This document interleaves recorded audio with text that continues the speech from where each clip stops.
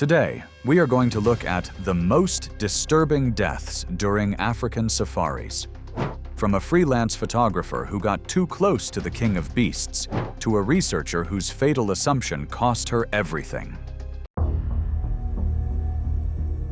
It was September 12, 2015, and the Mara River cut through the heart of Kenya's Masai Mara like a brown serpent, its muddy waters carrying the stories of countless migrations and predator encounters. The riverbank buzzed with the activity of a budget safari group, their guide pointing out hippos lounging on the opposite shore, while tourists snapped photos from what they believed was a safe distance. The afternoon sun beat down mercilessly on the African savanna, creating shimmering heat waves that distorted the landscape and made the river's cool waters appear inviting. Amanda Foster had been dreaming of this moment for 3 years, working double shifts as a veterinary nurse in Toronto to save enough money for her first African safari. At 34, she had finally scraped together the funds for what she called her once-in-a-lifetime adventure, though budget constraints had forced her to choose a tour operator that promised authentic wilderness experiences at rock-bottom prices. The company's safety protocols were minimal, and their guides often managed groups twice the recommended size. Amanda's outdoor experience in the Canadian wilderness had given her confidence around wildlife, but nothing had prepared her for the raw power and unpredictability of African predators. She had been the most adventurous member of her tour group, often wandering away from the designated viewing areas to get closer shots of animals, despite repeated warnings from their overworked guide. That afternoon, the group had stopped at a popular river crossing point where tourists could observe hippos and potentially spot crocodiles from the safety of the elevated bank. Amanda had been frustrated by the distance from the animals and the crowds of other tourists blocking her view. The guide had moved about 10 feet uphill to assist older tourists over uneven rocks, temporarily losing a clear line of sight to the rest of the group.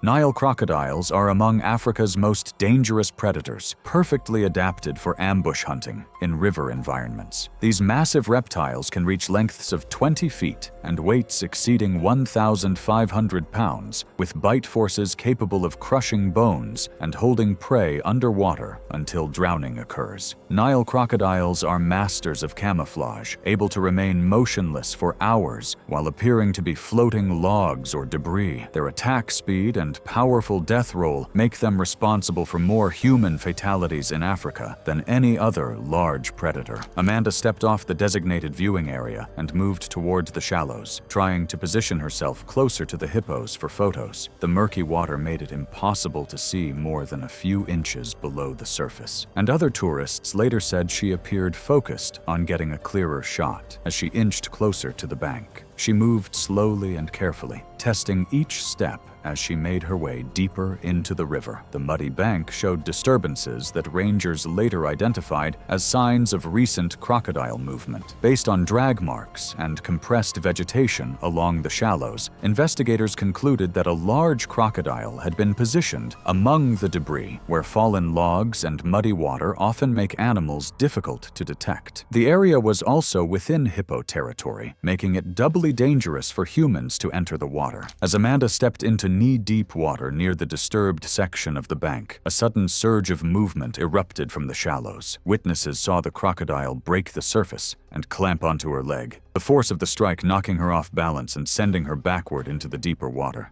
People in the group reported a burst of splashing and a brief twisting motion at the surface, consistent with the start of a crocodile death roll. Amanda's body was pulled underwater as the reptile maintained its grip. Only brief surfacing was observed. The rest of the struggle remained hidden in the murky water. The attack continued with repeated submersions as Amanda's struggles grew weaker. Amanda's screams had alerted the tour group, and her guide rushed toward the water's edge while shouting warnings to the other tourists. He grabbed a long branch and attempted to reach Amanda, but the crocodile had already dragged her into deeper water where the current was stronger. The muddy river made it impossible to see what was happening beneath the surface. Other tourists screamed and pointed as the massive reptile surfaced briefly with Amanda still in its jaws. The crocodile then disappeared beneath the murky water, dragging its prey toward the deeper pools. animals. The entire attack had lasted less than 2 minutes from start to finish. KWS Rangers responded from the nearest patrol point and reached the area in just under an hour, which was typical for that stretch of river. The strong current and the crocodile's movement pattern made immediate recovery unlikely. Her body was located 3 days later when a downstream patrol found it lodged against a cluster of fallen branches, showing the characteristic injuries of a crocodile attack. The incident report cited supervision lapses within the tour group, including failure to maintain distance from the river's edge. The tour operator was required to adjust group management and tighten safety procedures before resuming activities along that section of the river.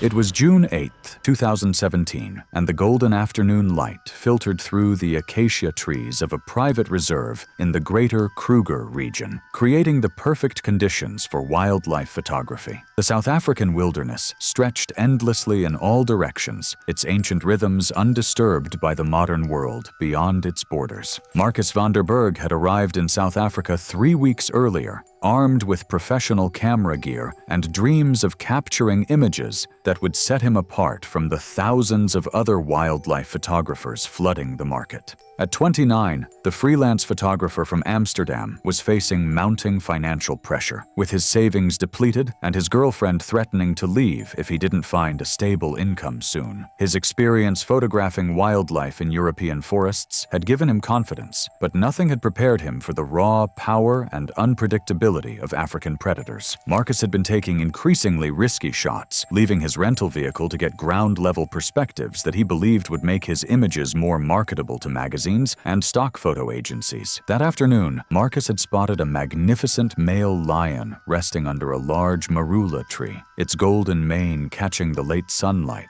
in a way that promised spectacular photographs. The lion appeared relaxed and sleepy in the afternoon heat, occasionally flicking its tail to ward off flies, but otherwise remaining motionless. Marcus saw an opportunity for the dramatic close-up shots that could make his career. African lions are apex predators with no natural enemies except humans, possessing the strength and speed to take down prey much larger than themselves. Male lions can weigh up to 420 pounds and are capable of explosive bursts of speed, reaching 50 miles per hour. Their powerful jaws deliver bite forces exceeding 650 pounds per square inch, but lions typically kill by securing the throat and suffocating their prey rather than crushing bones. Their claws help anchor and pin down animals during the struggle. Lions can become aggressive when humans approach too closely or behave unpredictably in their immediate vicinity. Marcus parked his vehicle about 330 feet from the tree and began photographing the lion with his telephoto lens. The images were good, but he knew they lacked the dramatic impact that would make them stand out in a crowded market. After several minutes of shooting from inside his vehicle, Marcus chose to step out to attempt closer, low-angle shots. He quietly opened his car door and began approaching the lion on foot, his camera ready to capture the ground-level shots that he believed would transform his portfolio. Marcus moved slowly and deliberately, stopping frequently to take photos as he closed the distance between himself and the massive predator. The male lion's behavior began to change as Marcus approached, with his recovered photographs later showing the animal's ears becoming more alert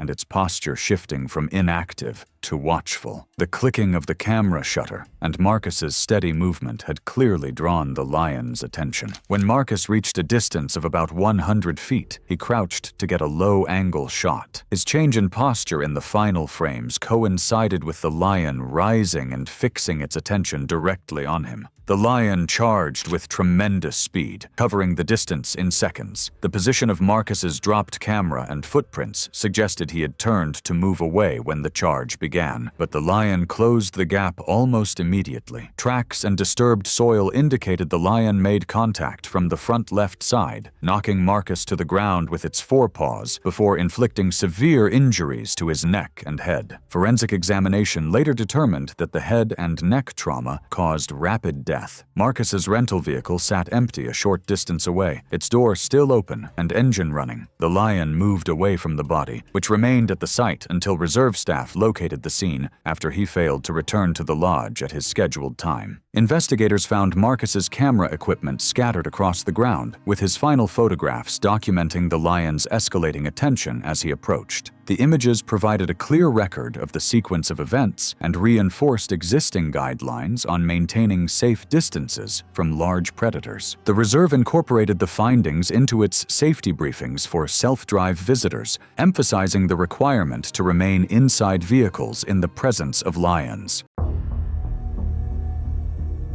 It was March 22, 2014, and early sunlight spread across a private Okavango Delta concession where a walking safari group gathered near the lodge, receiving safety instructions before following elephant-used game trails. Lisa Martinez had planned this honeymoon for over a year, choosing Botswana after months of research and saving from her marketing job in Singapore. At 26, she had grown up in a dense urban environment with little exposure to large animals, though she had always been fascinated by wildlife photography. Her excitement often made her inattentive to surroundings, especially when something visually caught her interest. Her new husband, David, had noticed this habit during previous trips, but assumed the group setting and professional guide would keep them safe. Their package included walking excursions, boat outings through the Delta channels, and nights in elevated canvas suites overlooking the floodplains. Lisa had been most eager for the walking safaris, believing the experience would feel more authentic than viewing animals from a vehicle. As the group moved along a well-used game trail, the guide pointed out fresh elephant tracks embedded in the soft earth. Lisa photographed the enormous footprints, pausing often to capture details of bark-scraped trees and dung piles that marked recent elephant movement. The guide kept the group in a tight formation, explaining signs of elephant behavior and repeating instructions to maintain awareness of the surroundings, especially in areas with thick mopane woodland. African elephants are the largest land mammals on Earth, with mature bulls weighing up to 13,000 pounds and standing more than 10 feet tall at the shoulder. Bulls in musth, an annual period of elevated testosterone, show increased aggression, temporal gland secretions streaming down the sides of the face, and continuous urine dribbling. Guides in the Delta are trained to read these signals and adjust routes accordingly, as bulls in musth may charge when approached within their personal space. During a short rest stop,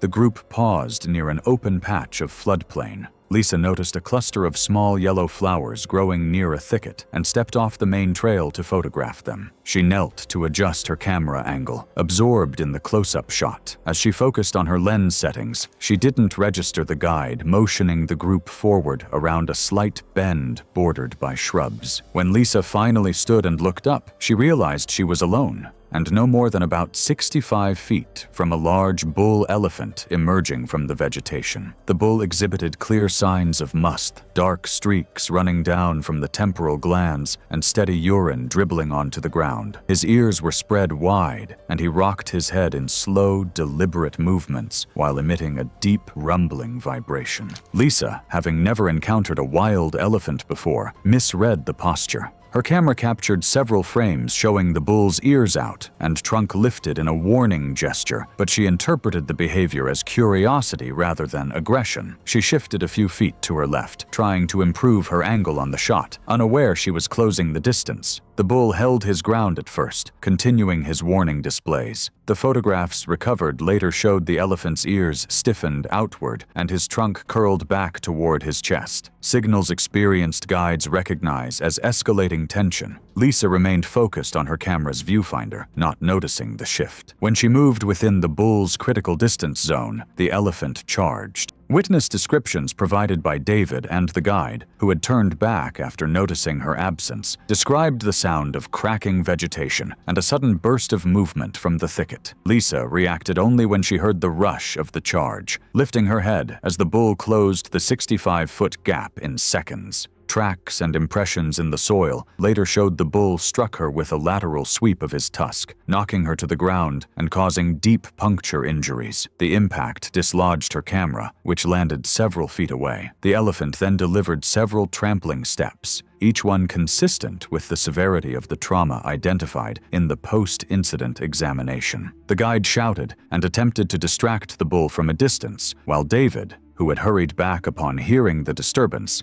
arrived moments after the initial strike. The bull retreated only after several seconds, turning into the brush and disappearing from view. Lisa remained motionless on the ground, her injuries incompatible with survival. Reserve staff initiated an emergency response immediately after the guide radioed for help. A medical helicopter reached the clearing in under an hour, though the on-site assessment confirmed Lisa had died from extensive trauma. Her camera card, recovered next to the trail, documented the sequence of the elephant's escalating warning displays. The concession reviewed the incident internally and updated walking safari procedures, reinforcing stricter spacing rules and mandatory buddy protocols. Guides added new reminders for guests to remain within sight at all times, emphasizing the dangers of misinterpreting elephant behavior in close-range encounters.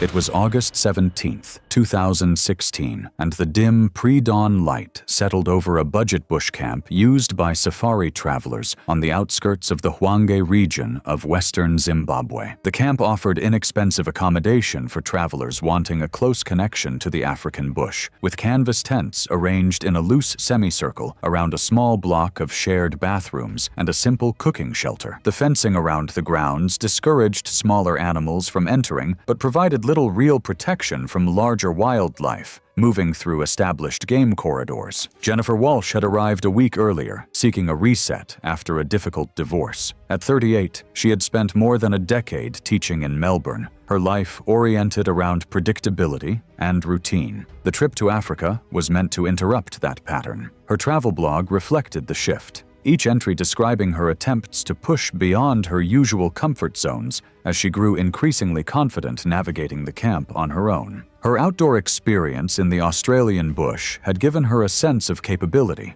but she lacked practical understanding of African wildlife behavior. She frequently mentioned in her blog that some of the camp safety rules seemed excessive, especially the advice to request an escort before walking to the facilities during low-light hours. The previous mornings had passed without incident, reinforcing her belief that the short path to the bathrooms was safe enough to manage alone. African buffalo are responsible for many serious incidents across the continent. Solitary bulls, especially older individuals separated from herds, are known to be unpredictable and defensive when startled at close range. Weighing upwards of 1,700 pounds and built with dense muscle, they can accelerate rapidly over short distances, using their powerful necks and curved horns to strike with immense force. Their reactions on foot differ significantly from those of more familiar grazing animals. Experienced guides emphasize that lone bulls must always be given considerable space. Just before dawn, Jennifer unzipped her tent and stepped into the cool morning air. The camp's escort service operated during these hours, but reaching the bathroom block usually took less than a minute, and she had grown accustomed to making the walk alone. The area was quiet, with only the rustling of leaves and the distant cough of a lion far beyond the perimeter. As she walked along the dim path, she unknowingly approached a lone buffalo bull that had entered the camp sometime during the night. The seasonal water source near the property often drew wildlife close, and the minimal fencing allowed larger animals to pass through with little resistance. The bull stood partially concealed near the path, motionless in the low light. Jennifer noticed the dark shape only when she had already committed to the path. She slowed, attempting to shift backward while keeping the animal in sight. The bull responded by lowering his head slightly, his attention fixed on her movement. There were no loud warning calls or dramatic signals, just the subtle posture change that experienced guides recognize as heightened alertness. She turned toward the nearest building, attempting to increase her distance, but the movement triggered a rapid change in the bull's behavior. He lunged forward with a burst of speed, covering the ground in seconds. Soil impressions and drag marks documented later showed the bull had charged from a close range, giving Jennifer almost no time to react. She was struck from behind after turning to move away, the impact throwing her forward onto the hard ground. The bull's horns caused deep injuries, and trampling followed immediately. The repeated blows left significant trauma consistent with high-force impacts, as confirmed later by the medical assessment. Jennifer attempted to crawl toward the building according to the position of her body and the disturbed soil, but the buffalo's aggression continued for several seconds before he moved away and disappeared into the brush beyond the perimeter. Several nearby guests awoke to the sounds of the commotion, sharp impacts, snapping brush, and brief cries, and remained inside their tents, uncertain of the source. Camp staff, alerted by the noise, arrived within moments using a vehicle and spotlights, which were effective in driving the animal away from the immediate area. When the scene became safe to approach, staff assessed Jennifer's condition and radioed for emergency medical assistance. A medical helicopter was dispatched from a nearby lodge network, reaching the site in under an hour. The paramedic team confirmed that Jennifer had died before they arrived, the injuries too extensive for any intervention to succeed. Her belongings, scattered along the path, were collected as part of the incident documentation. An internal investigation by camp management found that the bull likely entered the grounds during the night while moving between water sources. The report also noted gaps in guest adherence to escort protocols and recommended reinforcing mandatory movement guidelines during low-light hours. The camp added additional motion-triggered lights near the facilities and increased patrols during dawn and dusk. The incident served as a reminder of the risks associated with moving through unfenced or lightly fenced bush camps. Staff emphasized the importance of escorts for all guests, regardless of experience or confidence, and updated their briefings to include clearer explanations of buffalo behavior and the hazards posed by lone bulls in close quarters. It was November 4th, 2013, and the steep forested slopes of the Mahale region in western Tanzania were heavy with early morning humidity. A small, remote research outpost overlooked the edge of Lake Tanganyika, its isolation forcing the handful of researchers living there to operate with minimal support. The trails leading into the forest were narrow and uneven, opening occasionally in rings where the partially habituated chimpanzee community for the project was known to feed and rest. Dr. Rachel Morrison had been based at the outpost for 8 months, documenting social behavior in a chimpanzee troop still in the later stages of habituation. At 31, she had already published several papers on primate social dynamics, and her supervisors regarded her as promising. Staff shortages at the outpost, however, meant researchers frequently worked alone, more often than official guidelines recommended. Rachel's long hours in the field and growing familiarity with individual chimpanzees had gradually led her to take closer positions during observation sessions. Her recent field notes recorded rising tension within the troop. Several younger males had begun challenging the long-established alpha male, leading to more displays, vocalizations, and skirmishes. These periods of instability were well known among researchers as high-risk windows, when male chimps could react unpredictably to changes in their surroundings, including the presence of humans. Chimpanzees possess powerful upper body strength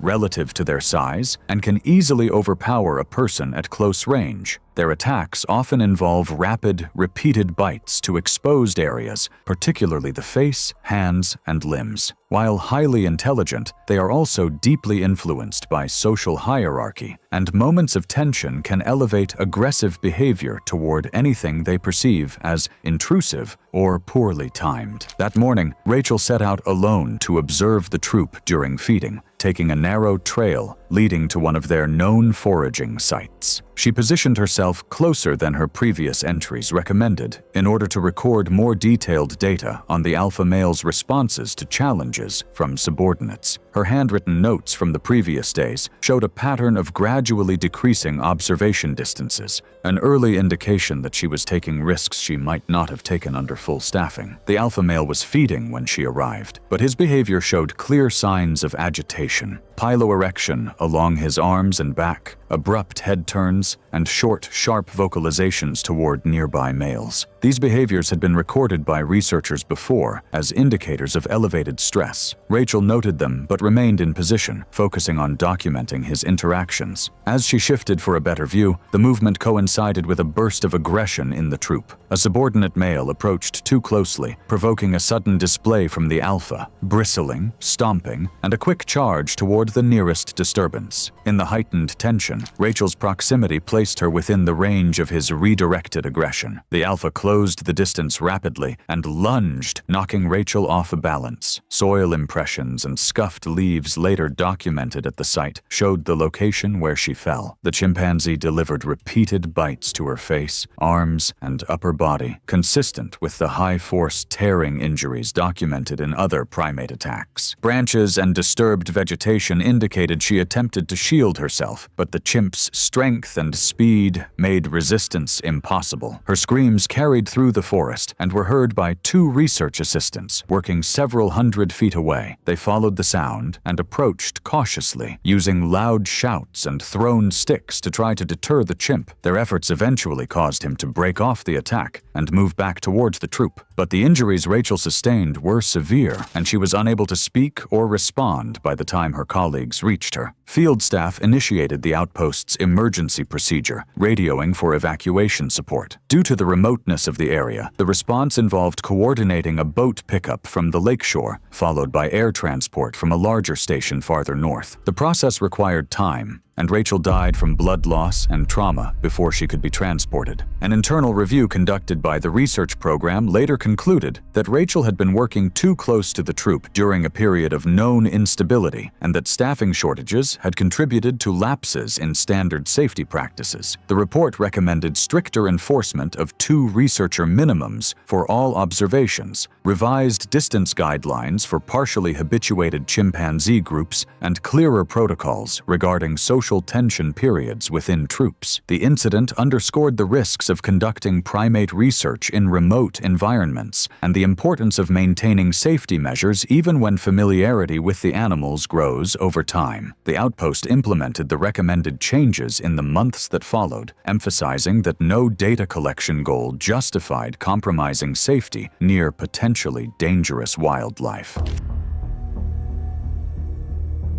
It was August 14, 2013, and the South African sun blazed mercilessly over Kruger National Park's vast wilderness. The landscape stretched endlessly, golden grasslands punctuated by scattered acacia trees and rocky outcroppings that had witnessed countless predator encounters over millennia. Sarah Mitchell had dreamed of this moment for years. At 29, she was a graduate student in wildlife biology at the University of Cape Town, working on her master's thesis about lion social behavior patterns. This was her first independent field research trip, and her small frame had given her overconfidence about moving undetected around dangerous wildlife. The research expedition included 6 graduate students and 2 experienced guides, studying predator behavior across different territories within the park. Sarah's specific focus was documenting social dynamics within lion prides, particularly the role of subordinate females in hunting strategies. She'd been in the park for 5 days, meticulously recording observations from research vehicles, but was growing frustrated with limited photographic opportunities. African lions are apex predators perfectly evolved for coordinated hunting. Adult females typically weigh between 265 and 395 pounds, capable of reaching speeds of 50 miles per hour in short bursts. Their night vision is 6 times better than humans, and they possess incredible stealth abilities, allowing them to approach prey undetected across open terrain. Lions hunt cooperatively, with females working together to surround and isolate targets. During lunch break on their 6th day, the research group had stopped near a watering hole where guides were preparing field rations. Sarah spotted movement 200 meters away, a pride of 7 lions exhibiting fascinating social behaviors directly related to her thesis research. 2 adult females were engaged in what appeared to be a dominance display, while 3 cubs played nearby. Sarah grabbed her camera equipment and field notebook, her excitement overriding safety protocols. Her guide Johannes immediately called out warnings about maintaining safe distances, but Sarah dismissed his concerns. She'd studied these behavioral patterns in dozens of research papers and believed she understood the lion's body language well enough to approach safely. She left the vehicle group and began walking toward the pride, staying low and moving slowly as her textbooks described.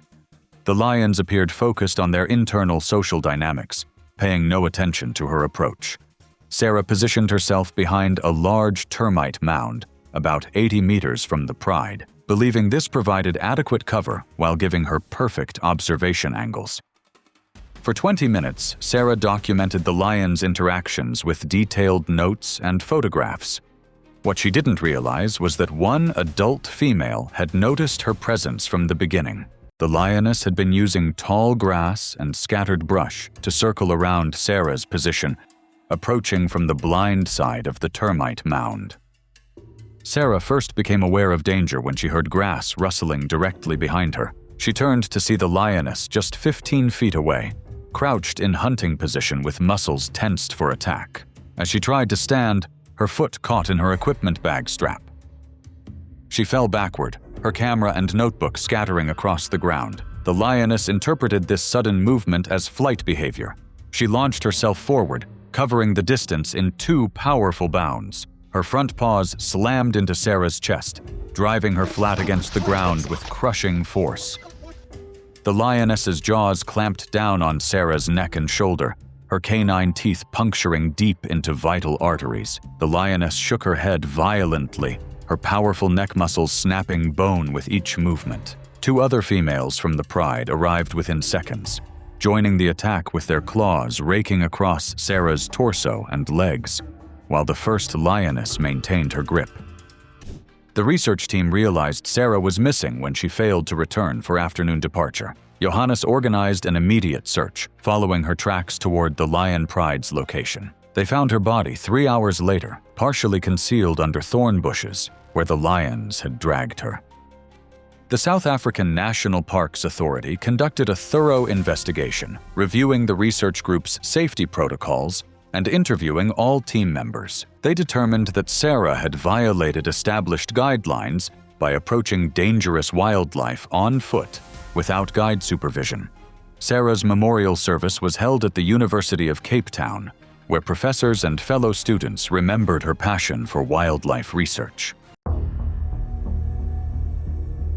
It was June 3, 2014, and the Okavango Delta stretched like a vast green maze across northern Botswana. Channels of crystal-clear water wound between islands of papyrus and reed beds, creating one of Africa's most pristine wilderness areas. But beneath these seemingly peaceful waters lurked some of Africa's most dangerous predators. Marcus Chen had spent months planning this conservation expedition. At 34, he was a marine biology graduate from UC San Diego, who'd transitioned into conservation work after completing his doctorate. He was leading a 6-person volunteer group documenting water quality changes in the Delta. Marcus was methodical and safety-conscious when managing his team, but he sometimes took unnecessary personal risks to demonstrate what he called fearless leadership to his volunteers. The volunteer group consisted of recent college graduates and career change professionals, all paying substantial fees to participate in meaningful conservation work. Marcus felt pressure to provide them with authentic wilderness experiences while maintaining their safety, a balance that sometimes led him to push boundaries he wouldn't cross with more experienced researchers. Nile crocodiles are among Africa's most dangerous predators, capable of remaining motionless for hours before exploding into deadly action. Adult males can reach lengths of 20 feet and weigh over 1,500 pounds, with bite forces exceeding 5,000 pounds per square inch. They're perfectly adapted for ambush hunting, able to approach prey underwater with only their eyes and nostrils visible above the surface. Once they strike, they perform a death roll, spinning rapidly to disorient prey and tear flesh from bone. The team had been in the Delta for a week, collecting water samples from various channels and documenting aquatic life populations. That morning, Marcus was leading a water quality assessment near a confluence where two channels merged into a deeper pool. His volunteers were positioned safely on the bank with testing equipment, while Marcus waded into the water to reach optimal sampling points.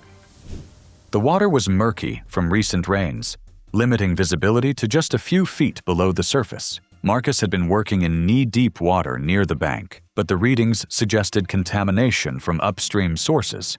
To get cleaner samples for comparison, he needed to wade deeper into the channel where the current was stronger. His volunteers expressed concern about the deeper water, mentioning crocodile warnings from their orientation briefing, but Marcus dismissed their fears as tourist paranoia, pointing out that they hadn't seen any crocodiles during their week-long stay. He believed his experience in aquatic environments would keep him safe. Marcus waded deeper into the channel, the water rising to his waist as he moved toward the center of the confluence. He was focused on his sampling equipment, carefully filling collection bottles while maintaining his balance against the current. The volunteers on shore watched nervously as he moved further from the bank. The 12-foot Nile crocodile had been lying motionless on the bottom of the channel for over an hour, perfectly camouflaged against the muddy substrate. It had detected Marcus's presence from the moment he entered the water, tracking his movements through vibrations and chemical signals. The crocodile positioned itself directly beneath Marcus, waiting for the optimal moment to strike. The attack came without warning. The crocodile exploded upward from the bottom, its massive jaws clamping down on Marcus's torso just below his ribcage. The impact lifted him completely out of the water before the crocodile's weight dragged him back down. Marcus's scream was cut short as he disappeared beneath the surface. The crocodile immediately began its death roll, spinning rapidly while maintaining its crushing grip on Marcus's body. The rotational force was devastating, breaking ribs and internal organs while the crocodile's teeth punctured deep into vital organs. Each spin drove them deeper underwater, creating a whirlpool of blood and bubbles that marked the attack site. The volunteers on shore screamed for help and tried to throw ropes into the water, but the attack was happening too far from the bank. The death roll continued for nearly a minute before the crocodile released its grip and disappeared into the deeper water, taking Marcus's body with it. Emergency rescue teams arrived within 2 hours, including experienced crocodile hunters and underwater recovery specialists. They searched the channel system for 3 days, using sonar equipment and underwater cameras. Despite extensive efforts involving multiple aircraft and boat teams, his body was never recovered from the vast delta waterways. The Botswana Department of Wildlife and National Parks conducted a comprehensive investigation, interviewing the volunteer team and reviewing safety protocols. They determined that Marcus had violated established guidelines for working in crocodile habitat and recommended enhanced safety training for all conservation groups operating in the delta. It was September 22, 2015, and the Masai Mara stretched endlessly under the East African sky, its golden grasslands dotted with acacia trees and rocky outcroppings that provided perfect hunting perches for the region's apex predators. The late afternoon sun cast long shadows across the savanna, creating the dramatic lighting that wildlife filmmakers prized above all else. Elena Rodriguez had dreamed of working in wildlife filmmaking since childhood. At 26, she was a recent film school graduate working as a camera assistant for an independent documentary crew with a minimal budget and ambitious goals. The production was attempting to capture intimate footage of leopard behavior for a nature documentary that would hopefully launch Elena's career in wildlife cinematography. She was eager to prove herself to the director and build an impressive reel.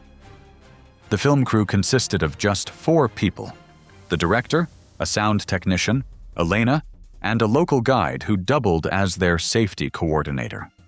They'd been following a female leopard for 3 days, documenting her hunting patterns and territorial behavior. The leopard had established a daytime resting spot in a large fever tree about 400 meters from their base camp. Leopards are among Africa's most elusive and dangerous predators, perfectly adapted for stealth hunting and ambush attacks. Adult females typically weigh between 60 and 130 pounds, but their compact, muscular build gives them incredible strength and agility. They're exceptional climbers, capable of hauling prey twice their weight up into trees to avoid scavengers. Leopards have the strongest bite force relative to body size of any big cat, and their retractable claws are razor-sharp tools for climbing and killing.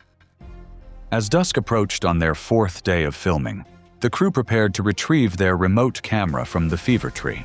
The leopard had been absent from her resting spot for several hours, presumably beginning her nightly hunt in the surrounding grasslands. Elena volunteered to climb the tree and retrieve the equipment, seeing it as an opportunity to demonstrate her technical skills and fearless attitude. Their guide expressed concern about working near the tree at dusk, when leopards typically became active, but Elena assured him she would work quickly and efficiently. The fever tree stood about 25 feet tall, with a thick trunk and sturdy branches that provided easy climbing access to the camera position. Elena began her climb as the sun touched the horizon, moving carefully up the trunk and testing each branch before committing her full weight. The camera was positioned about 20 feet up, secured to a sturdy branch with a clear view of the leopard's preferred resting area below. What Elena didn't realize was that the leopard had returned to the tree earlier than expected. The female was concealed in the dense foliage about 8 feet above the camera position, perfectly camouflaged against the dappled shadows of the upper branches. She had been resting motionless for over an hour, her spotted coat blending seamlessly with the play of light and shadow. Elena reached the camera position and began disconnecting the mounting equipment. Her attention focused on the technical details of the retrieval. She worked methodically, coiling cables and securing the expensive camera gear in her equipment bag. The leopard watched every movement from above, her muscles tensing as this intruder invaded her territorial space. As Elena reached for the final mounting bracket, her movement caused the branch to sway slightly. The leopard interpreted this as aggressive behavior in her territory. She dropped silently from the upper branches, landing directly on Elena's back with devastating force. Her claws immediately sank deep into Elena's shoulders and neck, while her powerful jaws clamped down on the base of Elena's skull. The impact knocked Elena off balance, but the leopard's weight and claws kept her pinned against the tree trunk. The leopard's bite crushed vertebrae and severed the spinal cord, causing immediate paralysis. Elena's body went limp, but the leopard continued her attack, her powerful jaws working to crush the skull and neck. The branch couldn't support the combined weight and violent movement. It snapped with a sharp crack, sending both Elena and the leopard plummeting 20 feet to the ground below. They hit the rocky soil with tremendous force, but the leopard's natural agility allowed her to land in a controlled position, while Elena struck the ground headfirst. The leopard immediately resumed her attack, her claws raking across Elena's torso while her jaws targeted the throat and face. The fall had caused massive internal injuries, but the leopard's continued assault ensured that Elena had no chance of survival. The attack continued for several minutes before the leopard finally retreated into the surrounding brush. The film crew realized something was wrong when Elena failed to respond to radio calls after 15 minutes. They found her body at the base of the fever tree, surrounded by scattered camera equipment and broken branches. The Kenya Wildlife Service conducted a thorough investigation, reviewing the crew's safety protocols and interviewing team members. Elena's memorial service was held in Los Angeles, where film school classmates and industry professionals remembered her passion for wildlife cinematography and her dedication to conservation storytelling. Her family established a scholarship fund for aspiring wildlife filmmakers, emphasizing safety training and proper equipment protocols. It was March 8, 2017, and the rolling hills of Hluhluwe-Imfolozi Park stretched across the KwaZulu-Natal landscape like a green carpet dotted with ancient fever trees and rocky outcroppings. This was South Africa's oldest proclaimed nature reserve, where diverse ecosystems supported incredible wildlife variety, including some of Africa's most dangerous reptiles. David Thompson was living his dream as a herpetology student interning at the park's remote research station. At 23, he was a senior biology major from the University of the Witwatersrand, specializing in venomous snake behavior and ecology. Academically gifted with encyclopedic knowledge of reptile species, David had spent countless hours studying snake behavior patterns, venom composition, and defensive strategies. But this was his first extended field experience, and his confidence in textbook knowledge sometimes led him to underestimate the unpredictable nature of wild animals. The research station was conducting a comprehensive study of snake populations across different habitat zones within the park. David's specific project involved tracking radio-collared specimens to document their movement patterns, hunting behaviors, and territorial ranges. He'd been at the station for 6 weeks, working primarily with less dangerous species while building his field experience under supervision. The black mamba is Africa's most feared snake, and for good reason. Adults can reach lengths of 14 feet and move at speeds up to 12 miles per hour, making them nearly impossible to outrun. Their venom is a potent cocktail of neurotoxins and cardiotoxins that can kill an adult human in as little as 20 minutes. Black mambas are highly aggressive when threatened, capable of striking repeatedly with lightning speed. They can raise the front third of their body off the ground, giving them a striking range of up to 8 feet. That morning, David received a radio signal from a collared black mamba that had been inactive for several days. The 8-foot male had established territory in a rocky outcropping about 2 kilometers from the research station, and David was eager to document its behavior patterns for his research project. His supervisor was conducting field work in another section of the park, leaving David to handle routine tracking operations independently. David hiked to the signal location carrying his standard field equipment: radio telemetry gear, camera, field notebook, and emergency communication device. Following the radio signal, David located the mamba coiled in a narrow crevice between 2 large boulders. The snake appeared calm and inactive, its distinctive coffin-shaped head resting on its coiled body. According to his textbook knowledge, black mambas typically maintained a safe distance of approximately 6 feet before exhibiting aggressive behavior. David positioned himself at what he calculated to be a safe observation distance and began photographing the snake's defensive posture for his research documentation. What David failed to account for was that this particular mamba was trapped in a confined space with limited escape routes. The rocky crevice that provided perfect shelter also created a defensive scenario where the snake felt cornered and threatened. Black mambas in confined spaces become exponentially more aggressive, striking at anything they perceive as blocking their escape route. As David adjusted his camera angle for better documentation, he inadvertently moved closer to the crevice opening. The mamba's head rose slightly, its tongue flicking rapidly to assess the threat level. David interpreted this as normal investigative behavior and continued his photography, believing his 6-foot distance provided adequate safety margin. The mamba struck without warning, its body uncoiling like a released spring as it launched itself toward David's position. The snake covered the distance in a fraction of a second, its fangs sinking deep into David's neck just below his jawline. The strike was so fast that David barely had time to register the movement before the venom injection was complete. The mamba released its grip and immediately struck again, this time targeting David's shoulder as he instinctively tried to back away. The second bite delivered another massive dose of neurotoxic venom directly into his bloodstream. David stumbled backward, his emergency radio falling from his hands as the first effects of the venom began to take hold.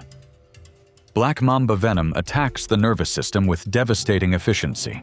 Within minutes, David began experiencing difficulty breathing as the neurotoxins paralyzed his respiratory muscles. His vision blurred, and his coordination deteriorated rapidly.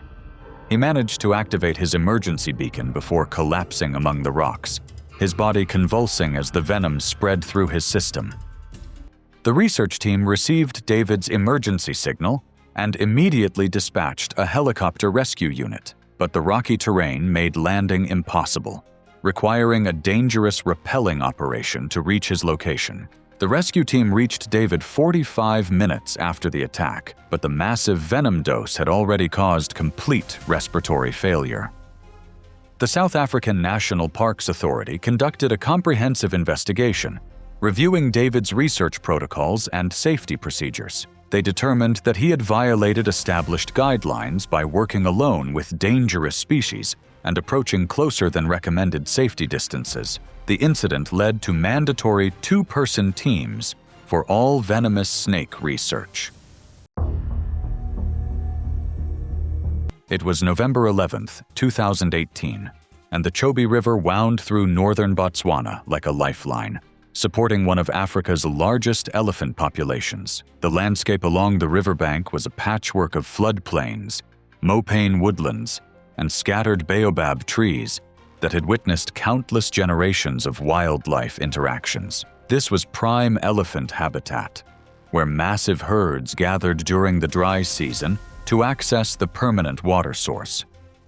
Amanda Foster was completing the final phase of her certification as a professional walking safari guide. At 28, she was a wildlife biology graduate from the University of Botswana who'd spent 2 years learning the intricate skills required to safely lead tourists through dangerous wildlife habitat on foot. She was passionate about elephant behavior and had developed what she believed was an exceptional ability to read their body language and emotional states. Her supervisors appreciated her knowledge, but sometimes worried about her tendency to get too close to demonstrate proper observation techniques. The guide certification program required completing solo practice walks through designated areas of Chobe National Park, demonstrating competency in wildlife tracking, safety protocols, and emergency procedures. Amanda was conducting her final solo assessment, a 6-hour trek through elephant habitat that would complete her professional certification requirements. African elephants are the largest land mammals on Earth, with adult bulls weighing up to 14,000 pounds and standing 13 feet tall at the shoulder. They possess incredible intelligence and complex social structures, but they're also capable of explosive violence when threatened or agitated. Bull elephants in musth, a periodic condition of heightened testosterone and aggression, are among the most dangerous animals in Africa. During musth, bulls become unpredictably aggressive, attacking anything they perceive as a challenge or threat. Amanda's route took her through a section of mopane woodland where elephant sign was abundant. Fresh dung, broken branches, and well-worn paths indicating regular use by large herds. She was documenting animal tracks and behavioral evidence when she encountered a lone bull elephant about 100 meters ahead, feeding quietly on mopane leaves. The bull was a massive specimen, probably weighing close to 12,000 pounds with impressive tusks that marked him as a mature breeding male. Amanda immediately noticed the telltale signs of musth: temporal gland secretions streaming down his face, constant urine dribbling, and the characteristic swollen temporal glands. Any experienced guide would have immediately retreated from such a dangerous encounter. But Amanda saw this as an opportunity to demonstrate her expertise in elephant behavior assessment. She believed she could safely observe the bull's musth behavior while maintaining proper distance, then use the encounter as evidence of her advanced field skills during her certification review. Amanda positioned herself behind a large termite mound about 80 meters from the bull, believing this provided adequate safety distance while allowing detailed behavioral observation. She began documenting the elephant's musth indicators in her field notebook, noting the intensity of temporal gland secretions and the frequency of aggressive posturing. What Amanda failed to recognize was that this particular bull was in peak musth condition, the most dangerous phase when testosterone levels reach their highest point. The elephant's body language showed extreme agitation, ears spread wide, head held high, and constant trunk movements testing the air for threats or challenges. The bull detected Amanda's presence within minutes his acute sense of smell identifying the human scent despite her downwind position. Bulls in must view any presence in their territory as a potential challenge, and this elephant began displaying increasingly aggressive behavior. Head shaking, mock charges, and trumpet calls that echoed across the woodland. Amanda recognized these as warning signs, but believed she could demonstrate proper retreat techniques by backing away slowly while maintaining visual contact with the elephant. Her training had emphasized the importance of not running from elephants, as this could trigger chase behavior. She began moving backward toward a cluster of large mopane trees. The bull elephant charged without further warning. His massive bulk accelerated with shocking speed, covering the 80-meter distance in less than 15 seconds. Amanda turned to run toward the trees, but the elephant's 25-mile-per-hour charge speed made escape impossible across the open ground. The bull caught Amanda just 20 meters from the tree line. His trunk wrapped around her torso, lifting her completely off the ground before slamming her down with tremendous force. The impact shattered multiple ribs and caused massive internal injuries, but the elephant wasn't finished with his attack. He used his tusks to gore Amanda's body, the ivory points puncturing deep into her chest and abdomen. Then he began trampling, his massive feet crushing bones and organs with each step. The attack continued for several minutes as the bull vented his must-fueled aggression on the perceived threat. When Amanda failed to return to base camp by the scheduled time, search teams were immediately dispatched. A helicopter crew located her body the following morning, identifying the location by circling vultures and the distinctive signs of elephant attack. The bull was still in the area, showing no concern for the aircraft overhead. The Botswana Department of Wildlife and National Parks conducted a thorough investigation, reviewing Amanda's training records and the circumstances of the encounter. They determined that she had violated safety protocols by approaching a bull elephant in must and failing to retreat immediately upon recognizing the danger signs. Amanda's confidence in reading elephant body language led her to misinterpret the most dangerous behavioral state in the animal kingdom. For James Mitchell, it was his determination to prove his courage that brought him within striking distance of Africa's most patient predator. It was September the 12th, 2015, and as the African sun dipped behind Nyasa Reserve, 4 men stood near the Lugenda River, unaware that stepping beyond patrolled trails had placed them squarely in a predator's domain, one where human confidence would soon meet ancient, lethal instincts. Ricardo Monteiro was a 41-year-old Portuguese engineer whose year-long assignment overseeing solar infrastructure in remote Mozambican communities had earned him a reputation for calm competence and dry humor among his colleagues. His decision to join this impromptu bush expedition came after months of technical isolation, endless days repairing converters, hauling panels, and navigating bureaucratic obstacles in places where modern conveniences were luxuries. Antonio Pires, a logistics coordinator with weekend hunting experience, had convinced Ricardo that a night in the unfiltered wilderness would provide the disconnection he craved. The group's composition seemed adequate for their modest adventure. Antonio with his hunting background, Ricardo with his precise engineer's mindset, a German expat named Jürgen, and Elias, a local tracker with security experience. Their plan was deceptively simple. One night camping along the Lugenda River, away from regulated tourist zones, followed by a brief game-tracking walk before bed. Antonio's insistence that moonlight would provide sufficient illumination revealed a dangerous underestimation of the challenges they would soon face. Nyasa's terrain shifts unpredictably between open savanna and dense miombo woodland, crisscrossed with dry riverbeds that create perfect hunting corridors for apex predators. The recent storm had left the soil soft and receptive to tracks. The warning signs had been mounting throughout their evening walk. Elias had discovered fresh leopard tracks, deep paths with widely spaced toes indicating a large male, but Antonio dismissed them as old sign. Antonio's past bush trips had gone smoothly, and his confidence reassured the others. When a tree squirrel's frantic alarm calls echoed from their left, Elias recognized the universal signal of a nearby predator, but his concerns were overruled by Antonio's determination to maintain their pace. Elias's warnings felt excessive, not urgent. Ricardo's decision to lag behind while checking his GPS represented the fatal mistake that leopards have exploited for millennia. These cats are patient hunters that capitalize on momentary isolation, striking when prey animals separate from the safety of the group.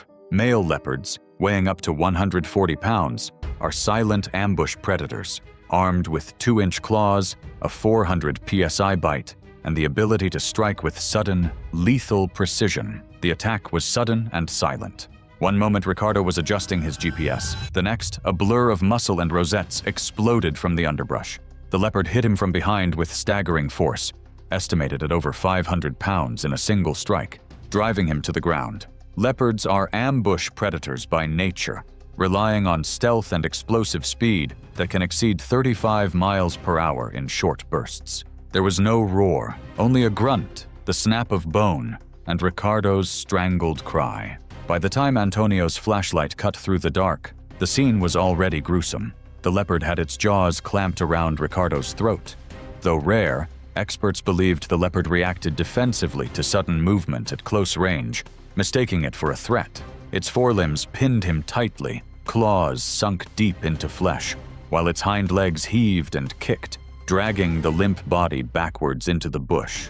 This behavior, moving kills to secluded locations, represents millions of years of evolutionary adaptation, protecting valuable protein from scavengers and competitors. Antonio's gunshot into the air triggered the leopard's retreat, but the damage was irreversible. Ricardo lay motionless, his shirt torn across the shoulder, blood seeping from devastating neck wounds where the cat's canines had found their mark. The deep punctures along his skull and jaw told the story of a bite designed to kill large prey instantly, severing major blood vessels and crushing vital structures in the neck. Unlike the feeding behavior seen in other attacks, this leopard had killed defensively, abandoning the body when confronted by the group rather than attempting to feed. This suggested a territorial male protecting his range, rather than a hungry predator seeking a meal. Ricardo's funeral in Lisbon drew a modest crowd: family, a few university peers, and colleagues from the African Project. His parents declined media interviews, requesting only that people remember him, not for how he died, but for the work he left behind. In Mozambique, park authorities increased patrols around known leopard territories and installed new signage near unofficial trails. While no formal blame was placed on the group, the incident prompted a quiet review of policies regarding private excursions by foreign workers in the reserve.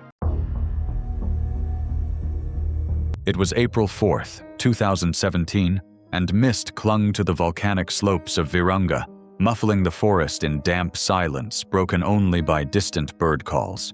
Beneath the canopy, a silverback troop moved unseen, their low vocalizations signaling presence to those who understood, and danger to those who didn't.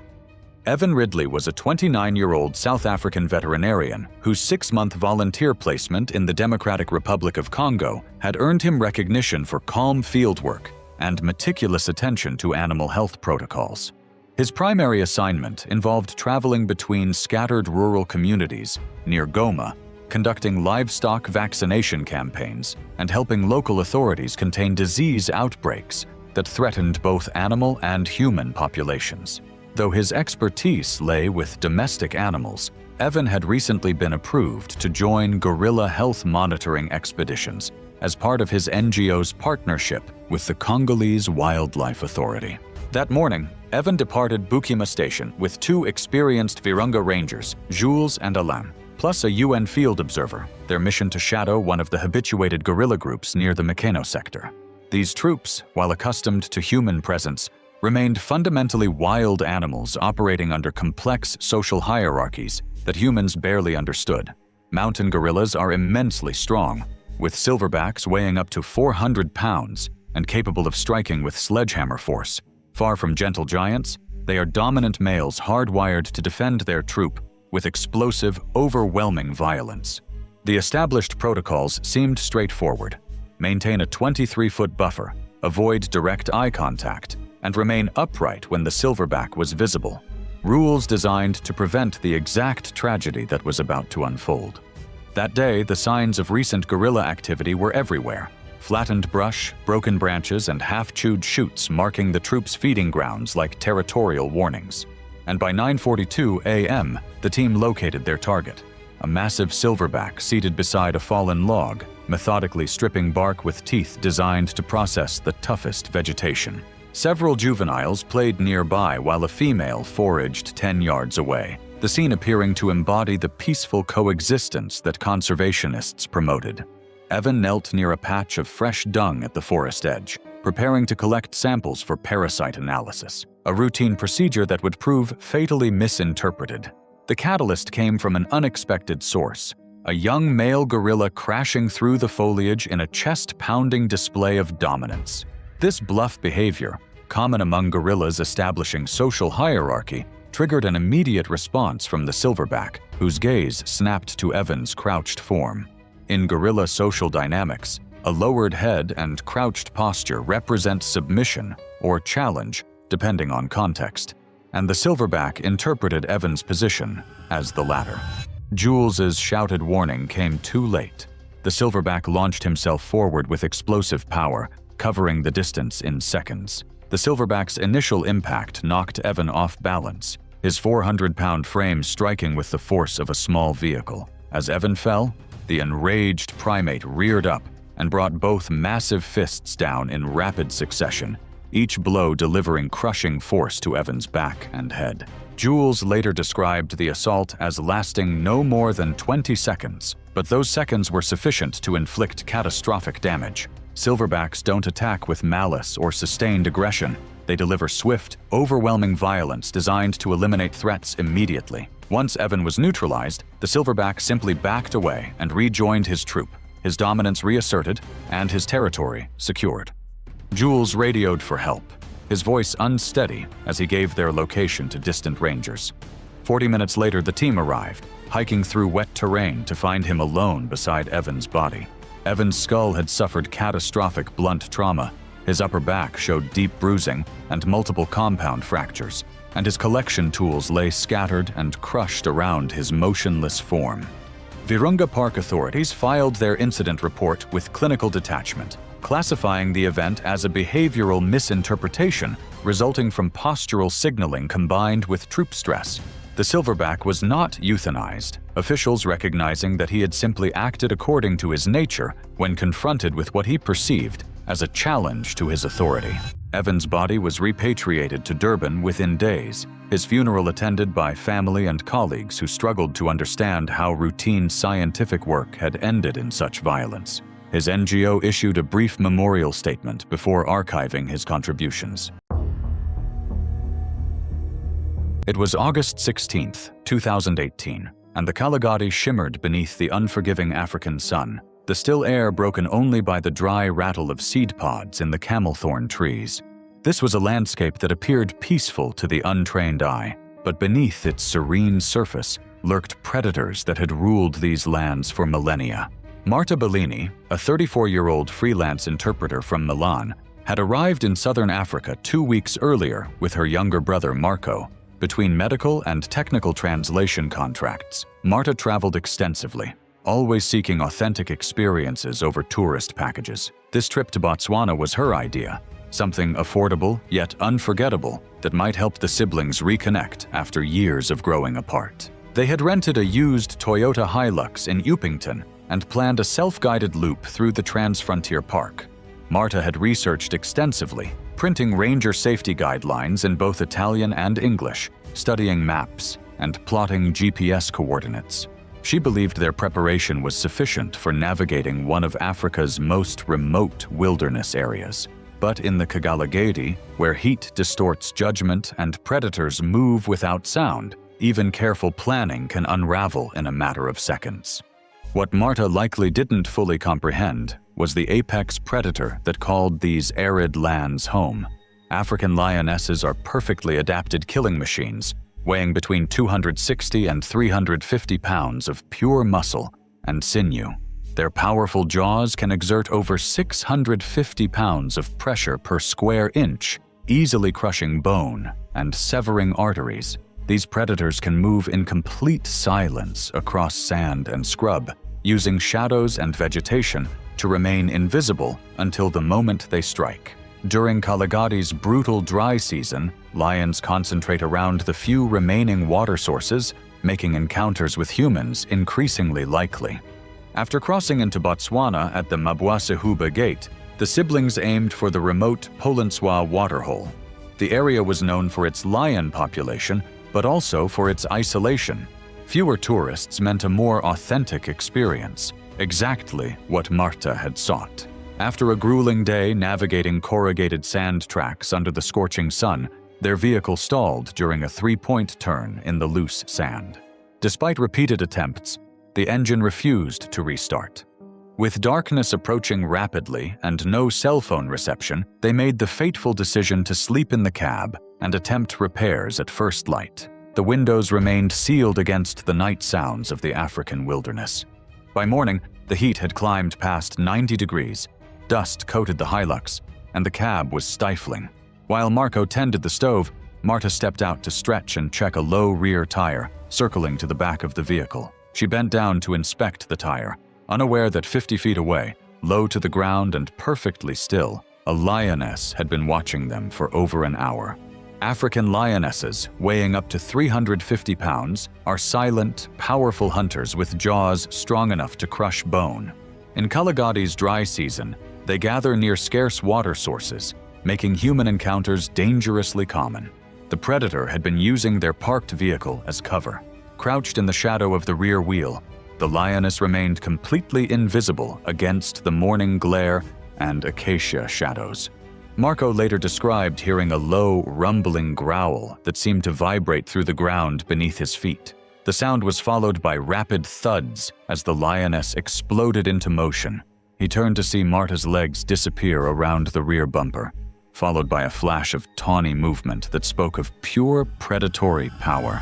The lioness struck with devastating efficiency, her massive jaws clamping down on Marta's left hip with bone-crushing force. Marta's scream echoed across the waterhole before being cut short as she was dragged backward into a clump of thorn bush just 30 feet from their vehicle. Her sandals remained behind in the sand, the only evidence of the lightning-fast attack. Marco's desperate attempts to save his sister proved futile. He slammed on the horn, holding it down for nearly a minute while shouting at the top of his lungs. When the engine finally sputtered to life, he revved it frantically, hoping the noise would drive the lioness away. The predator ignored his efforts completely. Through the rear window, Marco watched in horror as the lioness delivered the killing bite. Her powerful jaws crushed Marta's neck, ending her struggles instantly. The lioness then stood motionless for several minutes, panting in the heat, before walking calmly into the low brush without feeding. Marco remained trapped inside the vehicle for nearly 2 hours, his phone useless without signal. When a game ranger's truck finally appeared on the main road, he flagged it down frantically. The ranger followed him to the bush line, where Marta's body lay partially obscured by disturbed grass and soil. A tracking team located the lioness resting under a leadwood tree a mile east. She was darted with a tranquilizer rifle and relocated deeper into the reserve's interior, beyond normal tourist routes. Park officials determined her behavior was territorial, likely a reaction to being startled at close range rather than predatory hunting. Marta's remains were secured and flown back to Italy within 3 days, arranged by the Italian consulate in Pretoria. The family held a quiet funeral in a Milan suburb, making no public statements. The incident received minimal coverage, a single paragraph in The Voice Botswana describing the death as unfortunate but rare. Kaligadi Rangers added the event to their internal log but made no policy changes, though a new advisory was posted at entrance stations, warning visitors never to exit vehicles in unfenced areas. It was July 22, 2014, and dry wind swept through a private compound near Okahanja, Namibia, carrying the sour mix of dust, disinfectant, and decay. Inside, concrete pens baked under the relentless sun as flies drifted through the stagnant heat. Behind one enclosure, a male Bengal tiger named Ravi paced restlessly in the meager shade of a corrugated tin shelter, his massive shoulders rippling with each deliberate step. Samir D'Souza was a 44-year-old Indian-born investor who had built his fortune through Mumbai real estate deals before turning his attention to exotic animal ventures across southern Africa. His latest project operated under questionable regulatory status, officially registered as a rehabilitation facility, but functioning more like a private zoo, stocked with species far removed from Namibia's native wildlife. The compound housed capuchins, lemurs, and 2 Bengal tigers, reportedly obtained through a defunct wildlife park in South Asia, transferred via private brokers with minimal oversight. D'Souza called his operation a conservation ark, though most who knew better quietly referred to it as an expensive vanity project. He walked the grounds daily in designer boots, carrying a sheathed machete more as an accessory than a practical tool, boasting to anyone who would listen about his special bond with Ravi. He claimed to have raised the tiger like a son, believing that trust and affection could override millions of years of predatory evolution. The compound's security protocols were dangerously informal. Enclosures lacked proper double-gate systems, and feeding was often handled manually by staff who had repeatedly expressed concerns about safety. D'Souza dismissed these worries, convinced that his personal relationship with the animals made standard precautions unnecessary. His employees, mostly local farmhands with no experience handling exotic predators, had learned to keep their objections to themselves. On that fateful morning, a 3-person inspection team from the Namibian Ministry of Environment and Tourism arrived unannounced. Anonymous complaints about improper permits and animal welfare violations had finally prompted official action. D'Souza met the inspectors in the courtyard with his characteristic confidence, offering to personally conduct a tour of the facilities. When the officials requested that all large predators be secured before the walkthrough, D'Souza waved off their concerns dismissively. He insisted on demonstrating Ravi's docile nature, apparently believing that his presence would calm the massive predator. 2 ranch employees, including a handler named Peter, watched nervously as D'Souza approached the tiger enclosure. Due to the sudden inspection, Ravi had not yet received his morning feeding, a critical detail that should have raised immediate alarm. Hungry predators are inherently more dangerous, their hunting instincts heightened by the biological imperative to secure food. The tiger was pacing along the far wall of his enclosure, his tail flicking in a rhythm that experienced handlers would have recognized as a warning sign of agitation. Additionally, Bengal tigers, weighing up to 570 pounds, are silent, powerful hunters built for stealth and sudden violence. With 3-inch claws and a bite force over 1,000 psi, they kill without warning, crushing bone and tearing flesh in seconds. D'Souza unlocked the gate and stepped confidently into the enclosure. He clapped his hands twice, whistled, and spread his arms wide in what he apparently believed was a welcoming gesture. To Ravi, however, these movements likely appeared as the erratic behavior of potential prey. Ravi stopped his pacing mid-step, fixed his predatory gaze on D'Souza, then launched himself forward. The tiger struck with both front paws, one high on the chest, one at the shoulder, driving the man backward onto the concrete floor with devastating force. D'Souza managed only a single, sharp exhalation before Ravi's massive jaws clamped around the left side of his neck. The tiger's canine teeth, over 2 inches long and designed to puncture vital arteries, punctured D'Souza's flesh. Blood arced across the enclosure, soaking the concrete in seconds as his life drained away. Peter fired a tranquilizer dart into the tiger's flank, but the sedative would take precious minutes to take effect. Tranquilizers they had for large predators are slow-acting by design, carefully dosed to avoid fatal complications, not for rapid response. Ravi briefly released his grip, then resumed the attack with renewed fury, digging his claws deep into D'Souza's abdomen and shaking him violently. No one dared enter the pen while Ravi remained conscious. It took nearly 10 minutes for the tranquilizer to kick in, far too long for any hope of saving D'Souza. By then, his torso was so severely mauled as to be unrecognizable. Authorities euthanized Ravi that evening via lethal injection. The surviving female tiger was sedated and transferred to another facility under armed escort. D'Souza's remains were recovered after dark, covered with a plastic sheet and loaded onto a covered trailer like cargo, rather than the remains of a man who had believed himself master of the wild. The Namibian ministry filed a closed-case incident report within 24 hours, citing regulatory non-compliance and fatal misjudgment of animal behavior. The document was never released to the public. D'Souza's family in Mumbai declined all interview requests, holding a small cremation ceremony attended only by relatives and a single former business partner. After months of quiet government pressure and asset liquidation, the compound was permanently dissolved. Its surviving animals were distributed to facilities across South Africa and Botswana, though official records of their placement remain sealed. It was March 3, 2016, and the rain had just begun to taper off over Uganda's Kibale forest.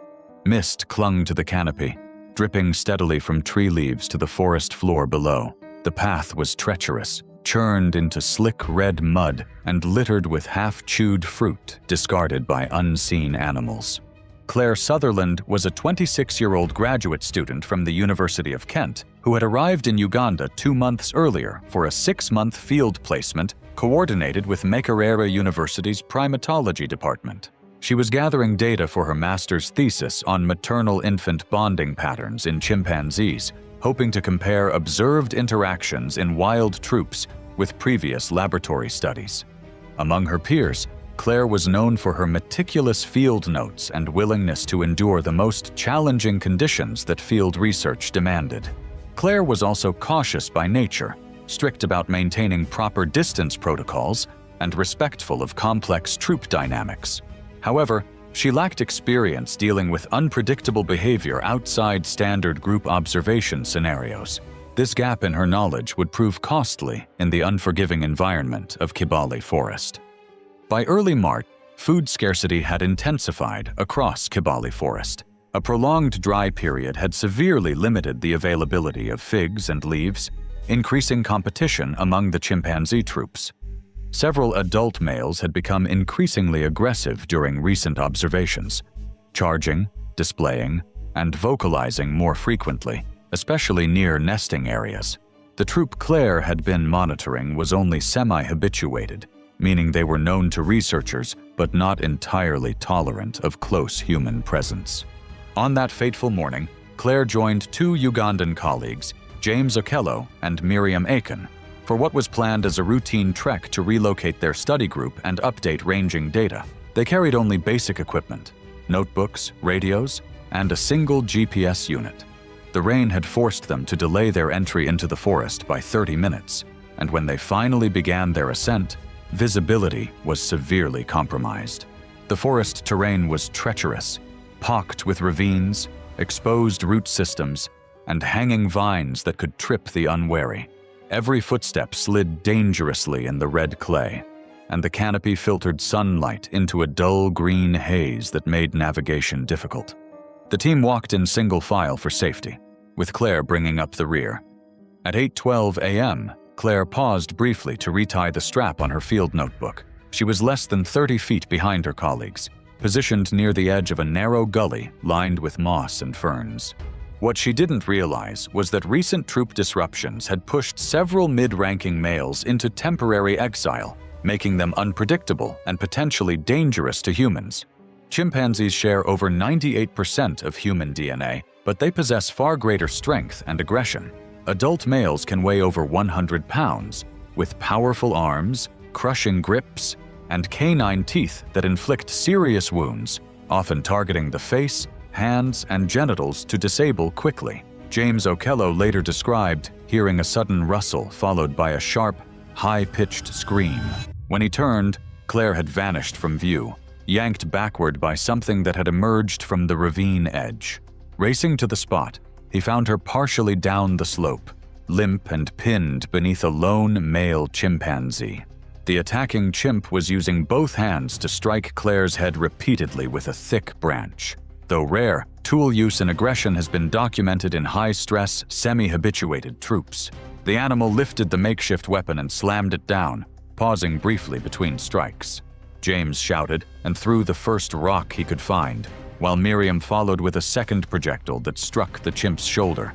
The animal growled menacingly and bounded sideways into the underbrush, disappearing within seconds into the dense vegetation. Claire remained motionless on the slope, her legs bent at unnatural angles and one arm twisted grotesquely beneath her body. When they reached her, the extent of the damage was immediately apparent. Claire's skull had suffered multiple depressed fractures from the repeated blows. Deep puncture wounds marked her upper arms and neck, evidence of the chimp's powerful bite. She was no longer breathing, and James's desperate search for a pulse confirmed what they already knew. They radioed park headquarters immediately, but help was hours away in the remote forest location.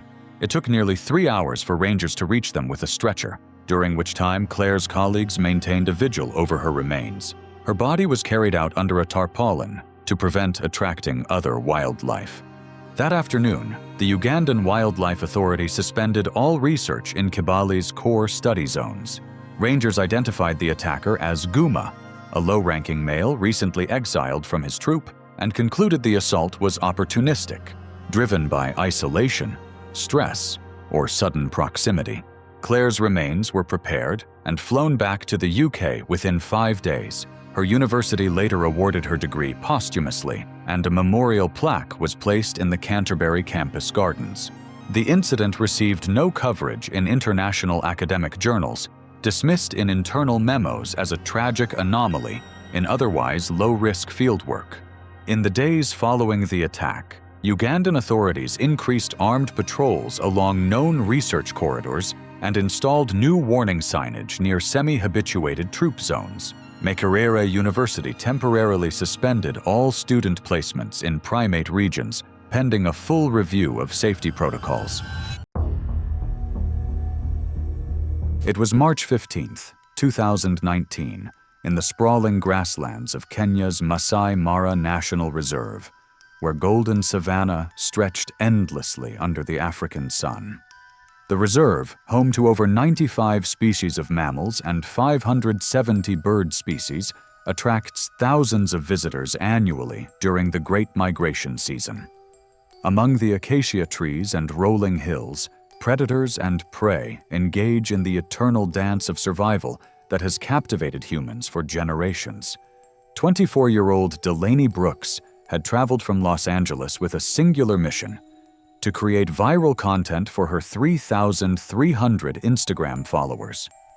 The lifestyle influencer, known for her daredevil travel posts and boundary-pushing photography, had hired local guide Samuel Kiprotic against park regulations. Samuel, a 45-year-old father of 3, desperately needed the extra income following his recent divorce. Despite his 15 years of guiding experience, financial pressure had clouded his judgment. Delaney had dismissed standard safety briefings as overcautious, believing her previous exotic location shoots had prepared her for any situation.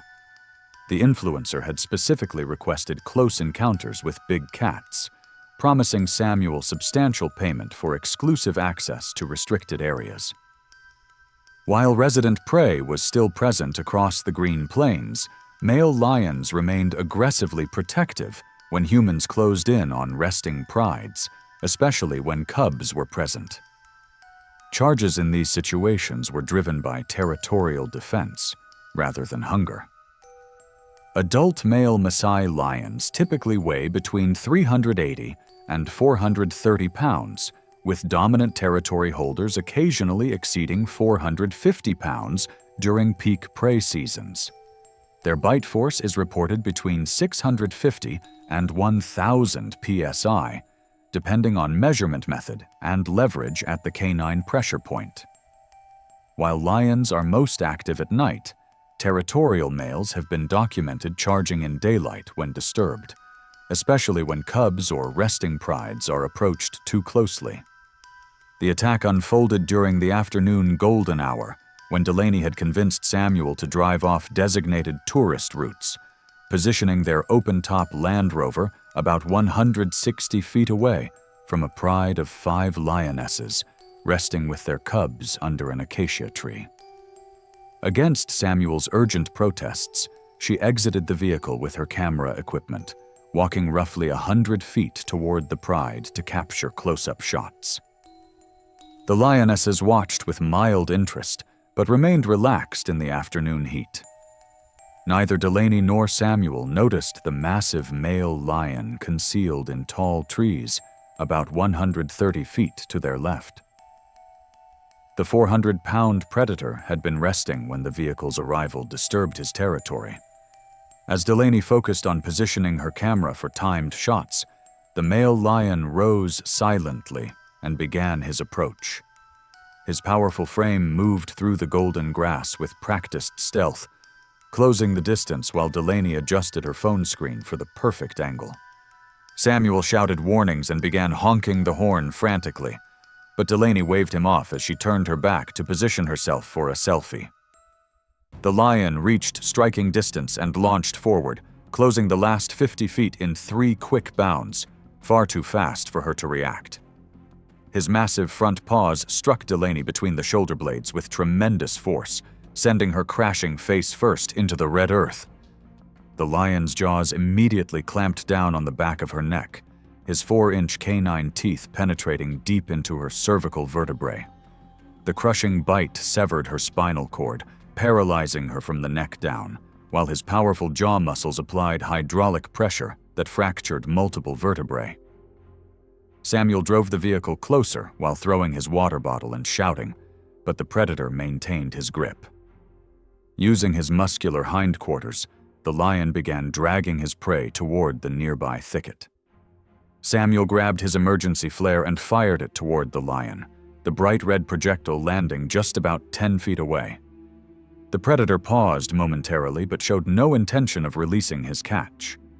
The lion's jaws worked methodically, repositioning for a more secure hold, while crushing bone and tearing through muscle tissue. Over the next several minutes, the lion dragged Delaney's motionless form into dense brush, roughly 300 feet from the vehicle. Samuel continued his attempts at intervention, driving as close as vegetation allowed while using his radio to call for emergency assistance. The predator's instincts drove him to secure his prey in cover before feeding, a behavior that made rescue impossible. The entire attack lasted approximately 7 minutes from initial contact to when the lion disappeared into thick cover. Delaney Brooks died from massive trauma to her cervical spine and subsequent blood loss. Her phone, dropped during the initial impact, contained her final photos of the moments before the attack.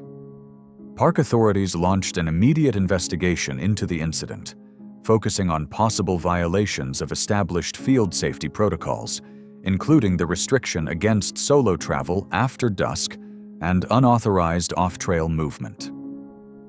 The Kenya Wildlife Service implemented stricter enforcement measures for tourist and research activities, emphasizing communication and movement policies that had been overlooked. Delaney's family released statements calling for improved safety regulations, while her social media accounts were flooded with tributes from followers worldwide, though many also criticized the disregard for the very precautions designed to prevent such tragedies.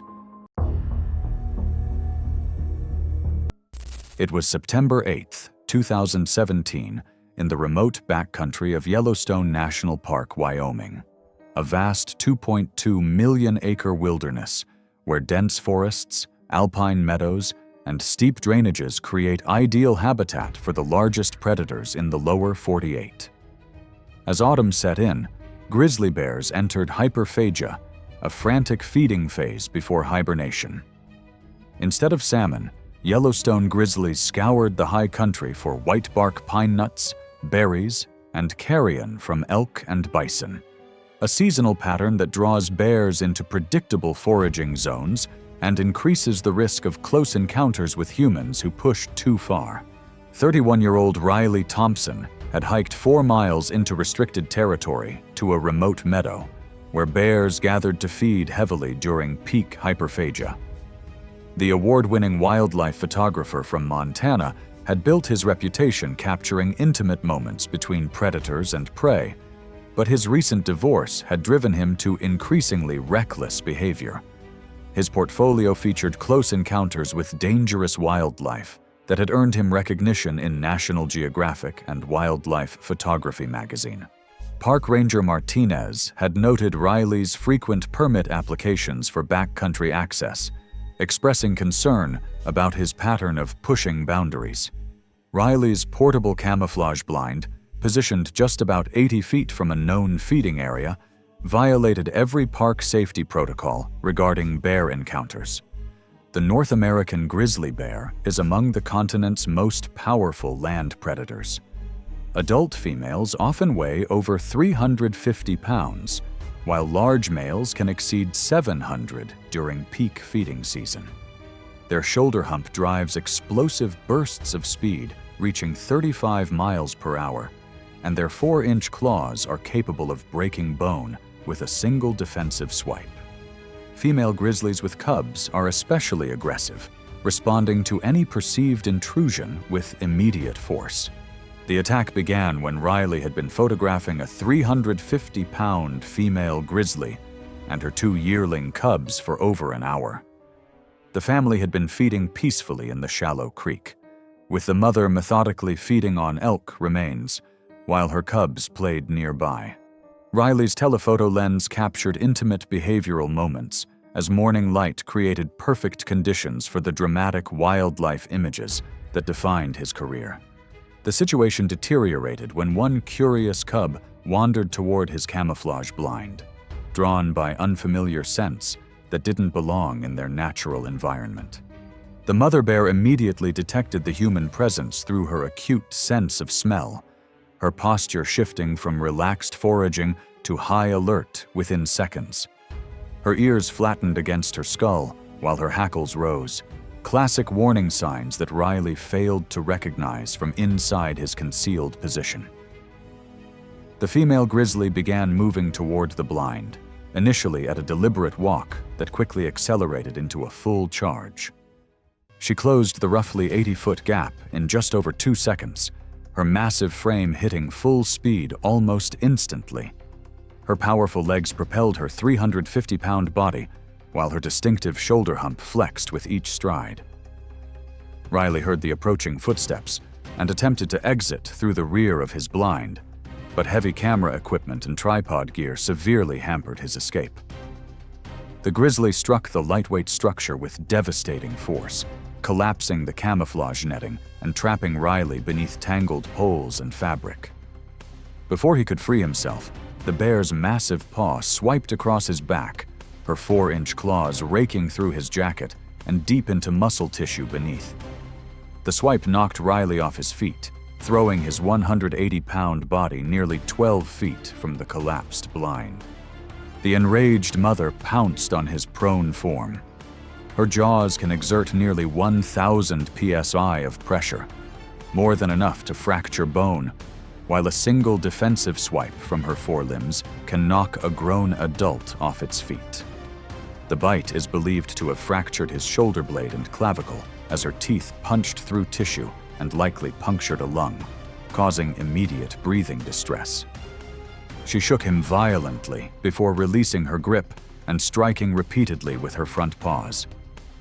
Each blow delivered tremendous force, breaking multiple ribs and causing massive internal trauma as bone fragments punctured his lungs and liver. Riley attempted to curl into a defensive position, but the sustained assault prevented any effective protection. The grizzly's attacks focused on his torso and head, her claws opening deep lacerations across his abdomen while her jaws applied crushing pressure to his skull. The impact is believed to have fractured the temporal bone, causing rapid loss of consciousness. Her final blows caused catastrophic internal damage and massive hemorrhaging. The mauling lasted approximately 8 minutes before the bear disengaged, having deemed the threat to her cubs neutralized. Riley Thompson died from multiple traumatic injuries, including severe head trauma, massive blood loss, and organ failure. Park authorities launched a comprehensive investigation into the incident, reviewing Riley's unauthorized entry into restricted areas and repeated violations of wildlife safety protocols. Because the attack was classified as a defensive response involving cub protection, wildlife officers did not initiate a bear euthanasia protocol. Instead, backcountry access to the area was temporarily closed while rangers monitored the sow and her cubs from a distance to prevent further encounters. The National Park Service later issued new safety advisories for wildlife photographers, emphasizing minimum distance requirements and enforcement penalties for blind placements inside active feeding zones. It was June 22, 2018, in the dense riverine forests of Kruger National Park, South Africa, where ancient trees create cathedral-like canopies over winding waterways. The park spans nearly 7,700 square miles of pristine African wilderness, home to the Big Five and countless other species that draw visitors from around the world. During winter months, reduced vegetation provides excellent game viewing opportunities, but also increases predator activity as animals concentrate around permanent water sources. 38-year-old Everett Collins had been guiding safaris through Kruger for 15 years, building an impeccable reputation for wildlife knowledge and tourist safety. The experienced guide was leading the Morrison family from Ohio on their first African safari, a dream vacation they had planned for years. The American tourists consisted of parents aged 45 and 42, along with their two children aged 12 and 9, who had specifically requested seeing big cats during their week-long stay.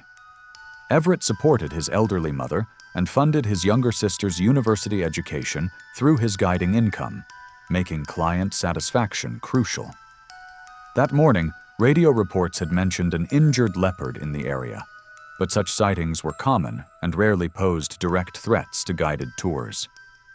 The Morrison family had expressed disappointment at not yet spotting a leopard after 3 days of game drives, putting pressure on Everett to deliver the complete Big Five experience. The African leopard stands as one of the continent's most elusive and dangerous predators, with males weighing up to 200 pounds and possessing incredible strength that allows them to drag prey twice their weight into trees. These solitary hunters are equipped with powerful jaws, capable of crushing bone, retractable claws that serve as climbing aids and weapons, and exceptional night vision that makes them formidable nocturnal predators. Leopards are known for their stealth, patience, and ability to remain motionless for hours before striking. When wounded or cornered, they become extremely aggressive and unpredictable, often attacking with desperate ferocity that makes them more dangerous than healthy specimens. The attack occurred when Everett discovered fresh leopard tracks in the soft sand beside a seasonal riverbed. The tracks were large and deep, indicating a substantial male, but irregular spacing and occasional drag marks suggested the animal was injured. Against standard operating procedures, Everett decided to investigate on foot while the Morrison family remained safely in the Land Rover. He assured them the reconnaissance would be brief and grabbed his radio and emergency flare, leaving his rifle secured in the vehicle as park regulations required when tourists were present. The tracks led deeper into the forest, where massive sycamore and jackalberry trees created dense overhead cover. Everett followed the trail for a little over 600 feet, noting broken vegetation and occasional blood spots that confirmed his suspicions about the leopard's condition. The experienced guide moved carefully through the undergrowth, scanning for movement while listening for sounds that might indicate the cat's presence. The 140-pound male leopard had positioned himself roughly 20 feet above the game trail in the thick branches of a massive sycamore tree. His spotted coat blended perfectly with the dappled shadows, rendering him virtually invisible from ground level. The wounded predator had been tracking Everett's approach through scent and sound, waiting for the optimal moment to strike. As Everett paused to examine a particularly clear paw print, the leopard launched himself from the overhead branch in a calculated ambush. The predator's powerful hindquarters propelled him through the air in a controlled descent. front claws extended and jaws open wide. Everett heard rustling leaves above and began looking up, but the leopard struck before he could react. The cat's full weight crashed down onto Everett's back and shoulders, driving him face first into the forest floor. The leopard's rear claws immediately began raking down Everett's back, shredding through his khaki shirt and deep into muscle tissue beneath. Simultaneously, the predator's jaws clamped down on the back of Everett's neck, sharp canine teeth penetrating the cervical vertebrae with crushing force. Everett attempted to roll over and dislodge his attacker, but the leopard's grip remained secure. The cat's powerful jaw muscles applied devastating pressure to the guide's neck, while his claws continued their destructive work on Everett's torso. The wounded leopard's desperation drove him to unusual aggression. His jaws worked methodically, crushing vertebrae and severing the spinal cord that controlled Everett's motor functions. Within several minutes, Everett's struggles ceased as spinal trauma and blood loss took their toll. The leopard maintained his grip for additional minutes, ensuring the perceived threat was eliminated. The entire attack lasted approximately 6 minutes from initial contact to fatal conclusion. Everett Collins died from severe cervical trauma and exsanguination. Parks later confirmed that the leopard would not be euthanized, stating that the animal had reacted defensively due to injury and perceived threat, consistent with park policy for non-predatory attacks. A formal review was opened into protocol breaches after it was confirmed that Everett had left the vehicle to track an injured predator without an authorized rifle escort. It was August 14, 2015, in the dense forests of Gombe Stream National Park, Tanzania, where towering mahogany and fig trees create a natural laboratory that has hosted decades of groundbreaking primatology research. The 52-square-kilometer park, established along the shores of Lake Tanganyika, serves as one of Africa's most important chimpanzee research sites. During the dry season, territorial boundaries between rival chimpanzee communities become increasingly volatile as competition for limited food resources intensifies. 29-year-old Caleb Warren had arrived from the University of California to conduct behavioral research on inter-community aggression for his doctoral dissertation. The ambitious primatologist had been studying the Kasekela chimpanzee community for 8 months, documenting their territorial disputes with neighboring groups. Joseph Mwalimu, his 56-year-old local research assistant, had trained under early Gombe researchers and possessed invaluable knowledge of chimpanzee behavior patterns. Joseph had repeatedly warned Caleb about entering disputed territory alone, emphasizing the importance of maintaining radio contact and working in pairs.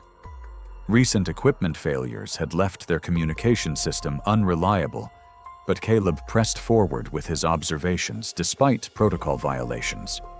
The experienced assistant noted unusual aggressive behavior in both communities, including increased patrol activity and territorial marking that indicated heightened tensions. Chimpanzees represent humanity's closest living relatives, sharing 98.8% of our DNA, but possess physical capabilities that far exceed human strength. Adult males weigh between 90 and 130 pounds, while standing only 4 feet tall. Their powerful arms, designed for knuckle walking and tree climbing, can deliver devastating blows, while their sharp canine teeth serve as formidable weapons during aggressive encounters. Chimpanzees live in complex social hierarchies where territorial disputes can escalate into coordinated warfare between communities. When threatened or defending territory, males will attack perceived intruders using their superior strength and agility to overwhelm opponents. The attack began when Caleb reached a disputed feeding site where the Kasekela community typically gathered. He positioned his observation equipment about 100 feet from the main feeding tree. maintaining what he considered a safe distance based on previous interactions. The situation escalated when several agitated Casecola males arrived at the feeding area, already in a heightened state due to recent territorial conflicts. The alpha male, a powerful 120-pound chimpanzee called Titan by the research team, noticed Caleb's presence during his patrol of the disputed territory. In the animal's heightened state of aggression, the human researcher represented a potential threat to be investigated. Titan's distinctive pant hoots shifted to aggressive barks as he began moving toward Caleb's position, his hair standing erect to maximize his intimidating appearance. Caleb attempted to retreat slowly while maintaining visual contact with the approaching alpha male, following standard protocols for de-escalating chimpanzee encounters.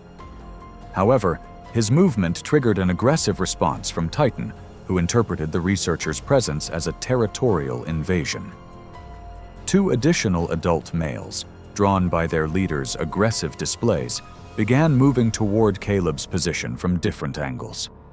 The attack began when Titan charged directly at Caleb, closing the roughly 100-foot distance in just a few seconds with explosive forward momentum. The alpha male struck Caleb in the chest with tremendous force, his muscular arms delivering a blow that knocked the researcher backward into a tree trunk. The impact stunned Caleb and prevented effective defensive action as he struggled to regain his footing. Before Caleb could recover, Titan pounced on his prone form, using his powerful hands to strike repeatedly at the researcher's head and face. The chimpanzee's sharp canine teeth inflicted deep puncture wounds on Caleb's scalp and neck, while his strong fingers gripped and twisted with devastating effect. The two additional males joined the assault, focusing their attacks on Caleb's arms and torso as he attempted to protect his vital areas. The coordinated attack targeted areas that chimpanzees instinctively focus on during aggressive encounters: the face, hands, and extremities. Titan's powerful grip caused severe facial trauma and lacerations, while the other males inflicted deep wounds on Caleb's arms and hands. The assault continued for approximately 4 minutes, with the chimpanzees maintaining their aggressive behavior until Caleb's movements ceased. Once he stopped moving, the males disengaged almost immediately, consistent with defensive chimpanzee behavior, where the goal is to neutralize a threat rather than kill. Caleb Warren died from severe head trauma, massive blood loss, and multiple lacerations caused by the sustained assault. Joseph discovered Caleb's body several hours later when the researcher failed to return to base camp, and radio contact could not be established.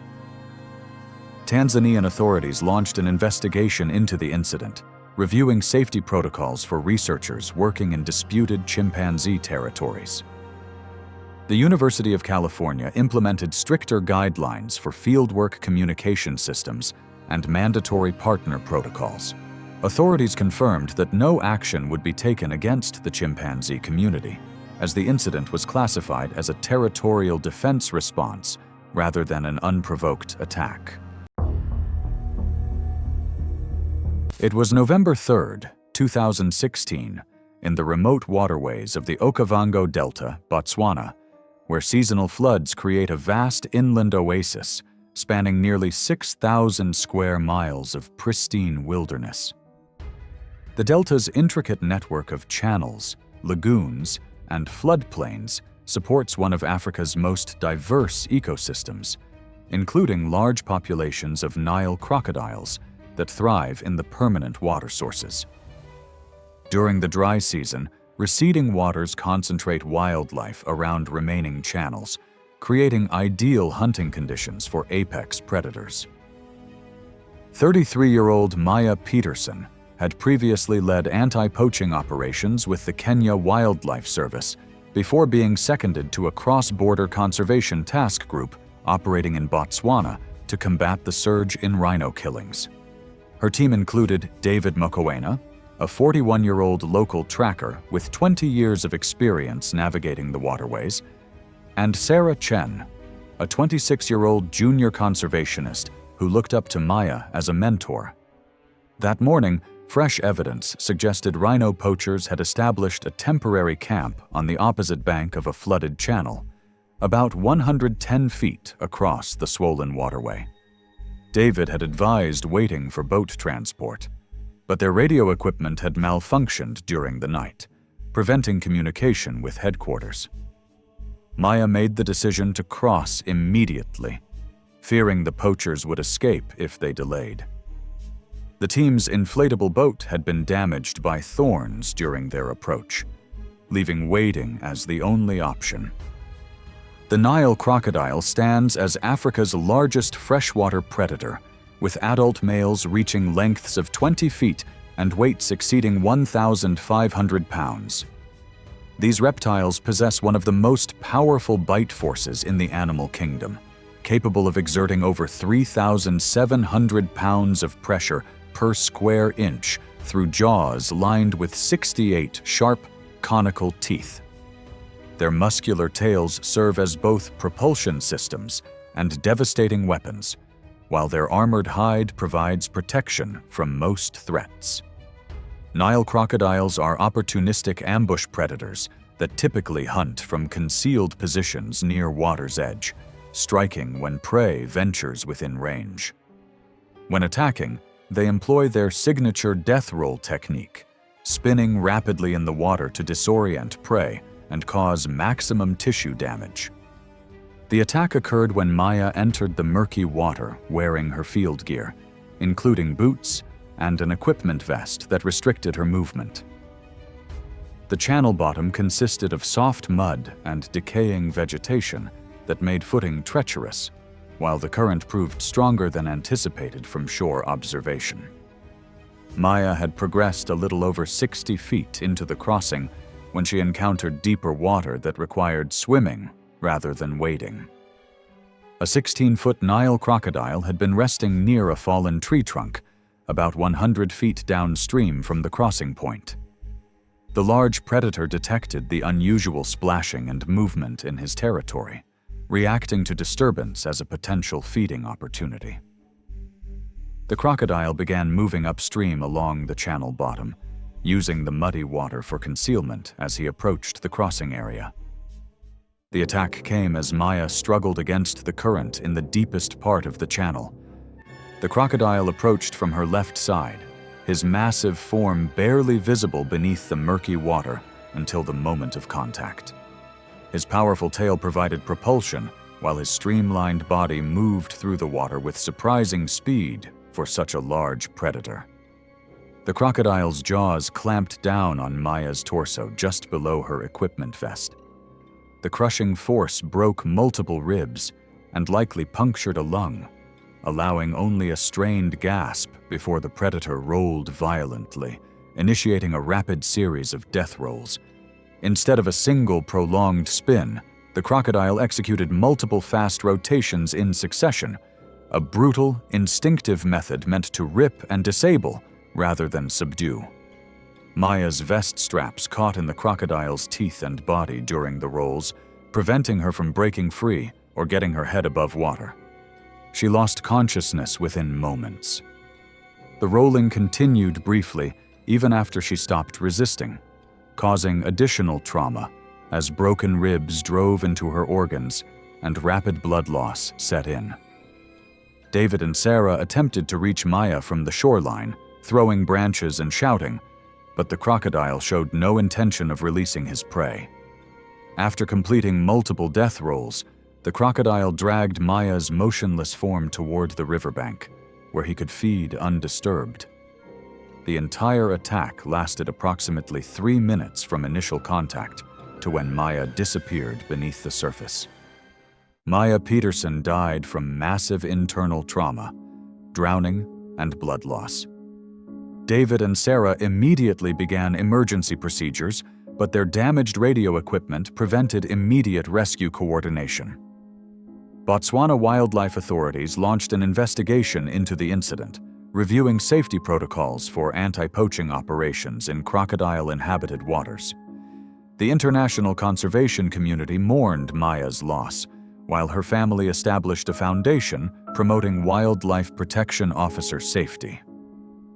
Officials confirmed that no action would be taken against the crocodile, noting that it had acted on predatory instinct in a known high-risk channel. While Maya Peterson's conservation mission ended tragically in the Delta's dangerous waters, these 5 cases serve as stark reminders that wildlife remains unpredictable, and even experienced professionals can fall victim to nature's most dangerous predators.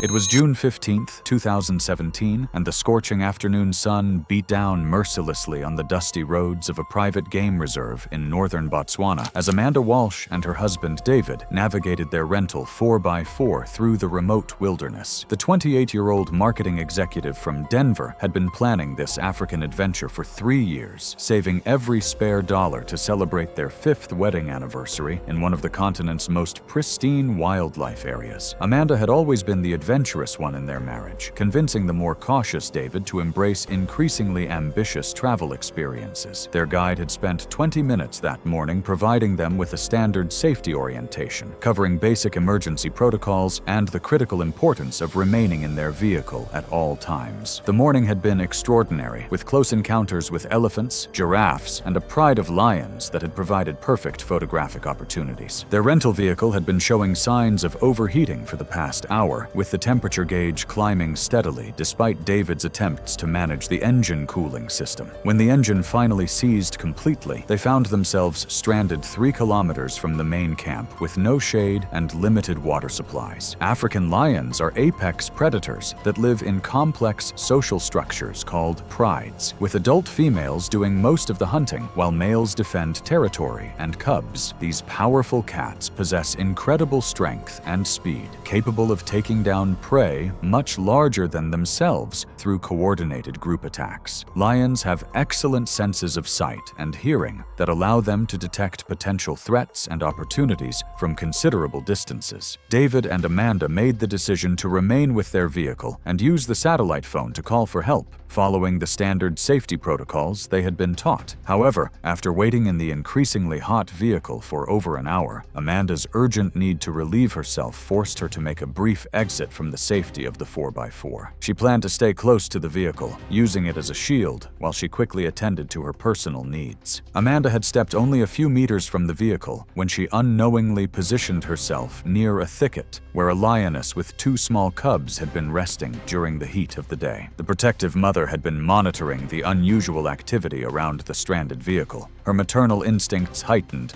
by the presence of her vulnerable offspring in the nearby cover. The encounter occurred when Amanda's movement triggered the lioness's defensive response to protect her cubs from what she perceived as a potential threat. The big cat emerged from the thicket approximately 10 to 15 meters away, her powerful frame moving with the fluid grace that characterized her species. Amanda's sudden movement back toward the vehicle triggered the lioness's attack instincts, and the big cat launched into a charge that covered the distance in seconds. The lioness struck Amanda with devastating force, her powerful paws driving the woman to the ground, while razor-sharp claws punctured through clothing and flesh. The big cat's jaws clamped down on Amanda's throat, applying crushing pressure that cut off her airway and compressed vital blood vessels. Amanda's struggles gradually weakened as the lioness maintained her suffocating grip, using the killing technique that had made her species successful predators for thousands of years. The attack lasted approximately 90 seconds before the lioness, satisfied that the threat to her cubs had been eliminated, began dragging Amanda's body toward the dense cover where her offspring waited. David's frantic shouts and attempts to start the vehicle had been too late to prevent the fatal encounter, and the lioness disappeared into the bush with her victim before he could mount any effective intervention. David used the satellite phone to call for emergency assistance, and the rescue team arrived within 2 hours of receiving his distress call. The search for Amanda's body required careful coordination with wildlife experts, as the lioness and her cubs remained in the immediate area.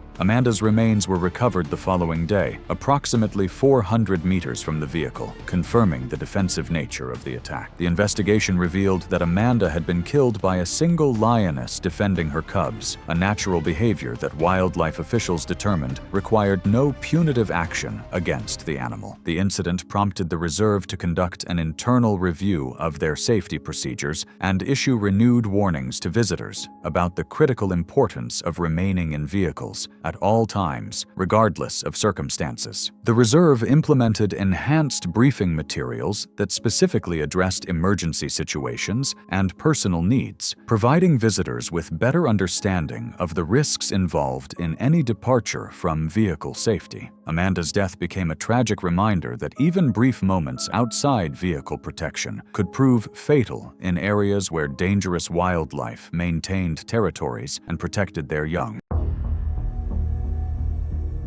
It was September 3rd, 2014, and the early morning mist hung over the Luangwa Valley in Zambia as Joseph Kimani conducted his routine trail assessment along the river crossing that would be used by clients the following week. The 35-year-old professional guide had been leading walking safaris for 12 years, building an impeccable safety record and earning the respect of colleagues who considered him one of the valley's most knowledgeable experts on dangerous game behavior. Joseph carried a .375 rifle and had successfully managed numerous encounters with aggressive animals throughout his career. Joseph had grown up in a rural village near the park boundary, where encounters with dangerous wildlife were part of daily life. His extensive knowledge of animal behavior and tracking skills had made him a sought-after guide for the most challenging walking safari experiences. The morning assessment was part of his weekly routine to ensure that client routes remained safe and that no dangerous animals had established territories along the designated paths. The Luangwa Valley was entering the dry season, when animals concentrated around permanent water sources and territorial disputes became more frequent. Joseph had noted increased buffalo sign along the river crossing over the past week, indicating that a herd had been using the area regularly for drinking and wallowing. Buffalo were always a concern during walking safaris, as their unpredictable temperament and massive size made them one of Africa's most dangerous animals. Cape buffalo are among Africa's most formidable animals, with adult bulls weighing up to 1,500 pounds and possessing a temperament that makes them responsible for more human deaths than any other large mammal except hippos. These massive bovines live in herds that can number in the hundreds, but solitary bulls are particularly dangerous as they become increasingly aggressive and unpredictable when separated from the group. Buffalo have excellent senses and will charge at perceived threats with devastating speed and power, using their massive horns and weight to crush opponents. Joseph's discovery of the lone buffalo bull came as he approached the river crossing through dense mopane woodland that provided excellent cover for large animals. The massive animal was standing in shallow water, and Joseph immediately noticed the infected wound on its flank that indicated a previous encounter with lions. The bull's condition made it extremely dangerous, as wounded buffalo become highly aggressive and unpredictable, attacking anything they perceive as a threat to their survival. The buffalo's reaction to Joseph's presence was immediate and violent, as the wounded animal interpreted the human's approach as another threat to be eliminated. Joseph raised his rifle as the 1,400-pound bull charged through the shallow water with surprising speed, his massive horns lowered and his eyes fixed on the guide who represented everything that had caused his pain and suffering. The distance between them closed rapidly as Joseph aimed for the vital zone that would stop the charging animal. Joseph's rifle jammed on the first shot, the mechanism failing due to mud that had entered the action during his earlier river crossing assessment. The bull was too close for Joseph to clear the jam and attempt a second shot, and he had no time to retreat to safety as the massive animal bore down on him with unstoppable momentum. Joseph managed to activate his emergency radio's panic button as the buffalo struck him, sending a distress signal to the base camp. The buffalo's massive horns struck Joseph with devastating force, lifting him off his feet and tossing him several meters through the air before he crashed into the rocky riverbank. The bull continued his assault, using his massive weight to trample Joseph's body while his sharp hooves crushed ribs and internal organs. The buffalo's fury drove him to gore Joseph with his horns, puncturing vital organs and causing massive internal bleeding that made survival impossible. The attack lasted approximately 45 seconds, seconds before the wounded buffalo, having eliminated the perceived threat, retreated deeper into the woodland. Joseph's lifeless body lay beside the river crossing, his extensive injuries confirming the tremendous power of the charging bull. The emergency response team received Joseph's distress signal, but required 45 minutes to reach the remote location, arriving to find clear evidence of the buffalo attack. Park rangers attempted to track the wounded buffalo over the following days, but were unable to locate the animal in the dense woodland terrain. The investigation revealed that Joseph had followed proper protocols, but had been unable to retreat safely when confronted by the aggressive bull. The incident prompted enhanced communication requirements for guides working alone in remote areas. Joseph's death led to new regulations requiring backup guides for all solo trail assessments and improved rifle maintenance protocols to prevent equipment failures. His family received support from the Guide Association, and his expertise was honored through a training program that taught other guides about the specific dangers posed by wounded animals. The Luangwa Valley continued its walking safari operations with enhanced safety measures designed to prevent similar tragedies.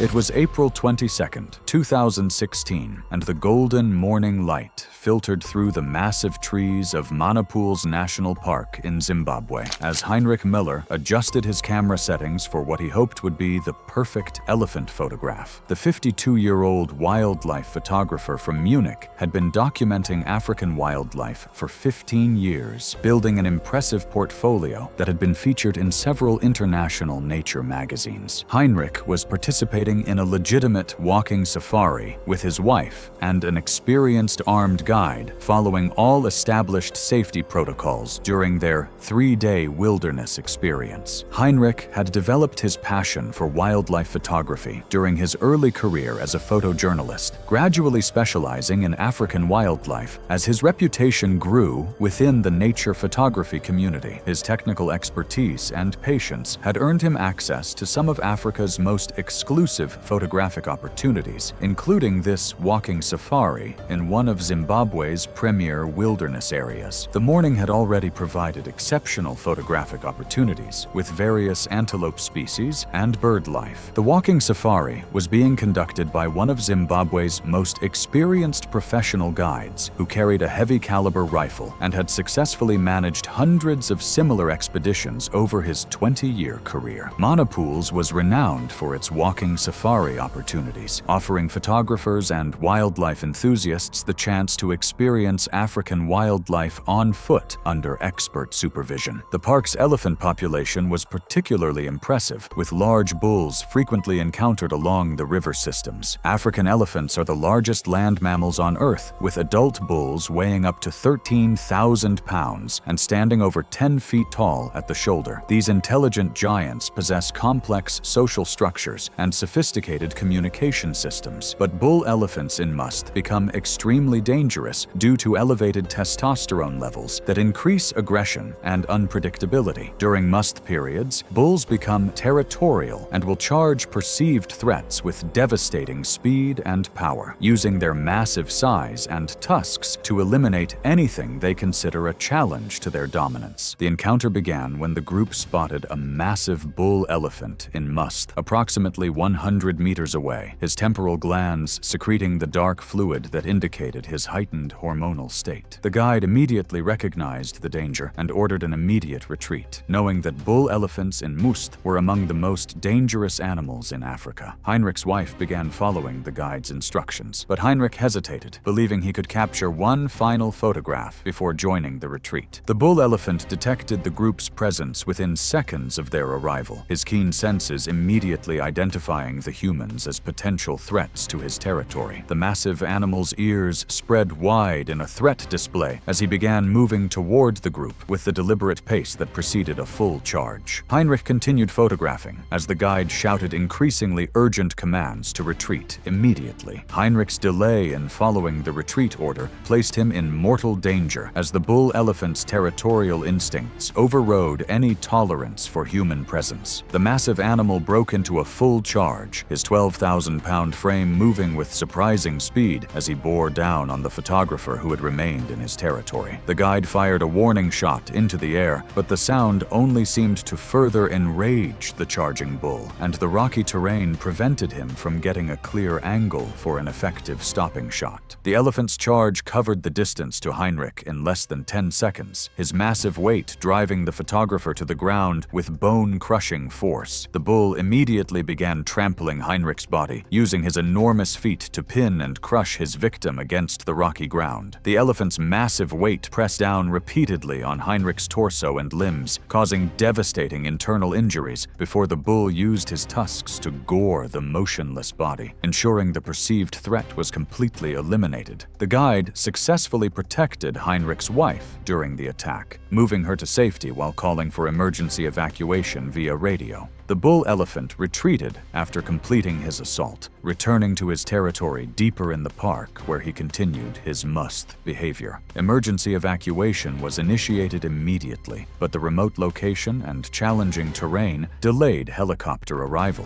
with medical personnel reaching the scene after several hours only to confirm Heinrich's death. The investigation revealed that Heinrich had violated the guide's explicit retreat orders, creating a situation where the guide could not safely intervene without risking additional casualties. The incident highlighted the critical importance of immediate compliance with guide instructions during dangerous wildlife encounters. The elephant was monitored by park authorities but not destroyed, as he had been defending his territory according to natural behavior patterns. Heinrich's death prompted enhanced briefing requirements for walking safari participants, emphasizing the absolute necessity of following guide commands without hesitation. His photographic work was posthumously published in a conservation magazine, with proceeds supporting anti-poaching efforts in Zimbabwe. The incident became a case study in guide training programs, demonstrating the challenges faced when clients fail to follow emergency protocols. It was August 11, 2015, and the darkness of the South African night was broken only by emergency lighting, as Thabo Mthembu responded to a power outage that had disabled the electric fence protecting the Safari Lodge's staff quarters. The 29-year-old maintenance worker had been employed at the luxury facility for 4 years, building a reputation for reliability and technical expertise that made him the go-to person for emergency repairs. The power failure had occurred during the night shift, when Thabo was the only maintenance person on duty. Thabo had grown up in a rural village where technical skills were highly valued, leading him to pursue training in electrical systems and generator maintenance. His position at the Safari Lodge provided steady employment and the opportunity to work in one of South Africa's premier wildlife areas. The lodge's location in a private game reserve meant that power outages could create serious security risks, as the electric fencing was the primary barrier protecting staff areas from dangerous wildlife. The lodge's backup generator was housed in a separate building approximately 50 meters from the main staff quarters, requiring Thabo to leave the safety of the compound to restore power. Standard protocol required maintenance workers to travel in pairs during power outages, but budget constraints and staffing shortages meant that Thabo often worked alone during night shifts. The generator building was equipped with motion sensor lighting, but the power failure had disabled these safety features. African leopards are among the continent's most adaptable and dangerous predators, with adult males weighing up to 200 pounds and possessing incredible stealth and agility. These solitary cats are excellent climbers and can leap horizontally up to 20 feet, making them capable of accessing areas that other predators cannot reach. Leopards are opportunistic hunters with exceptional night vision and hearing, allowing them to detect and stalk prey in complete darkness. When cornered or threatened, leopards become extremely aggressive and will fight with devastating ferocity using their powerful jaws and razor-sharp claws. The electric fence failure had created a gap in the lodge's perimeter security that allowed a male leopard to enter the staff compound while investigating food odors from the kitchen area. This particular leopard had become habituated to human presence over several months, regularly scavenging around the lodge's waste disposal areas and losing his natural fear of people. The power outage provided an unexpected opportunity to access the normally protected zone, and the leopard moved through the compound with the silent grace that made his species such effective predators. Thabo successfully restarted the backup generator after 20 minutes of work in the darkened building, but he had left the safety door propped open for ventilation while working with the diesel engine. The generator's noise had masked the sounds of the leopard's movement through the compound, and Thabo was unaware of the deadly predator that now stood between him and the safety of the main building. The leopard had been attracted by the mechanical sounds and was investigating the generator building when Thabo emerged. The encounter occurred in the narrow space between the generator building and the perimeter fence, where the leopard found himself cornered by Thabo's unexpected appearance. The big cat's defensive instincts activated immediately as he interpreted the human's presence as a direct threat that required elimination. Thabo had no time to retreat, as the leopard launched himself across the confined space with explosive speed. The leopard's attack was swift and devastating, his powerful claws raking across Thabo's chest and shoulders, while his jaws clamped down on the maintenance worker's neck and head. The big cat's natural killing instincts drove him to maintain his grip, while using his powerful hindquarters to rake additional wounds across Thabo's torso. Thabo's screams alerted the security staff as massive blood loss and trauma from the leopard's claws and bite began overwhelming his system. The leopard attempted to drag Thabo's body toward the darker areas of the compound, following his natural instinct to secure his kill. However, the approaching sounds of security personnel with flashlights and shouting voices caused the big cat to abandon his victim and escape through the fence gap. The leopard disappeared into the darkness of the surrounding bush before security staff could respond effectively, leaving Thabo's lifeless body near the generator building. Thabo's massive injuries from the leopard's claws and bite, combined with severe blood loss, made any medical intervention impossible, and he was pronounced dead at the scene. The investigation revealed that the electric fence had failed due to a power surge that damaged multiple sections of the perimeter barrier, while the leopard's habituation to human presence had made him bolder than normal wild leopards would be. The incident prompted immediate implementation of new safety protocols requiring armed escorts for all maintenance work during power outages. The lodge installed backup lighting systems and enhanced communication equipment to prevent similar tragedies. Thabo's family received compensation and support from the lodge management, who also established improved training programs for emergency response procedures. It was February 7th, 2018, and the pre-dawn darkness enveloped the wilderness camp in Kruger National Park as Robert Chen quietly left his tent for what should have been a routine visit to the bathroom facilities. The 41-year-old software engineer from San Francisco was participating in Kruger's official Wilderness Trail, a legitimate multi-day walking safari that provided visitors with an authentic African wilderness experience under the supervision of armed rangers. Robert and his wife had been looking forward to this adventure for months, viewing it as the highlight of their South African vacation. Robert had always been fascinated by African wildlife, spending countless hours watching nature documentaries and reading about the continent's diverse ecosystems. The Wilderness Trail represented the fulfillment of a lifelong dream to experience Africa's wildlife in their natural habitat without the barriers of vehicles or fenced camps. The previous day had been extraordinary, with close encounters with elephants, buffalo, and various antelope species that had exceeded all their expectations. The wilderness camp was located in a remote section of Kruger National Park, designed to provide visitors with an authentic bush experience while maintaining essential safety measures. The camp consisted of simple tents arranged around a central fire area with basic bathroom facilities located approximately 50 meters from the sleeping area. During nighttime hours, campers were required to use whistles and flashlights when moving around the camp. camp,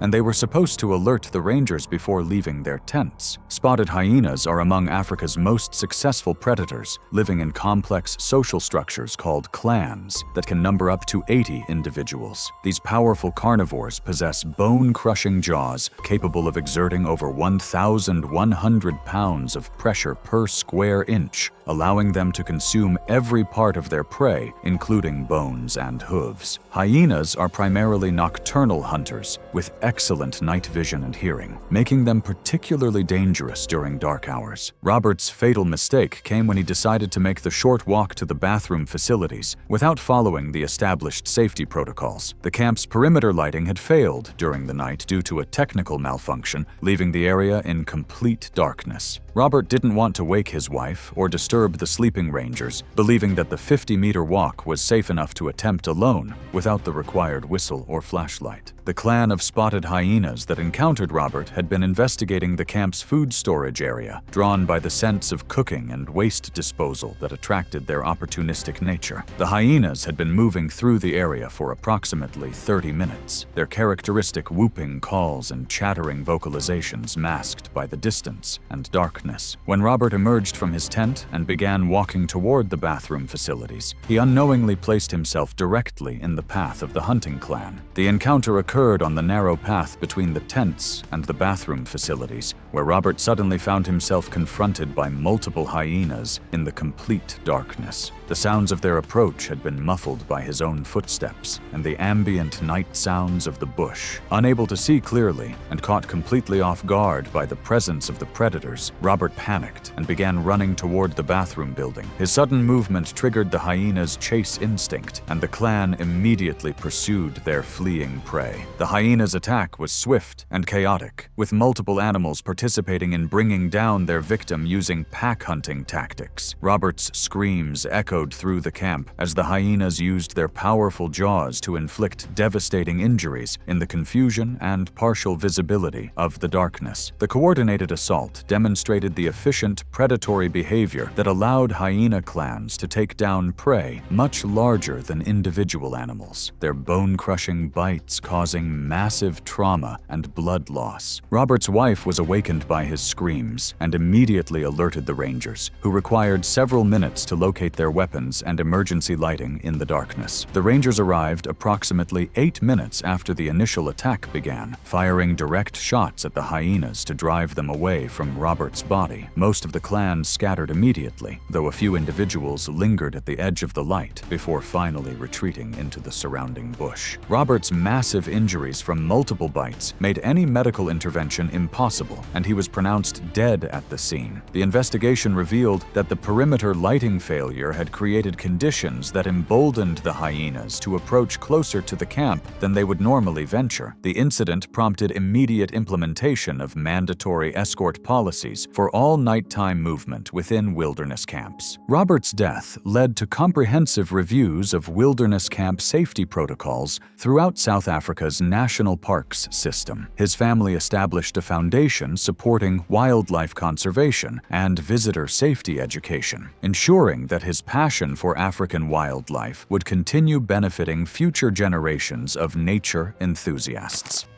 Thanks for watching. Want to watch more? Click on your screen now.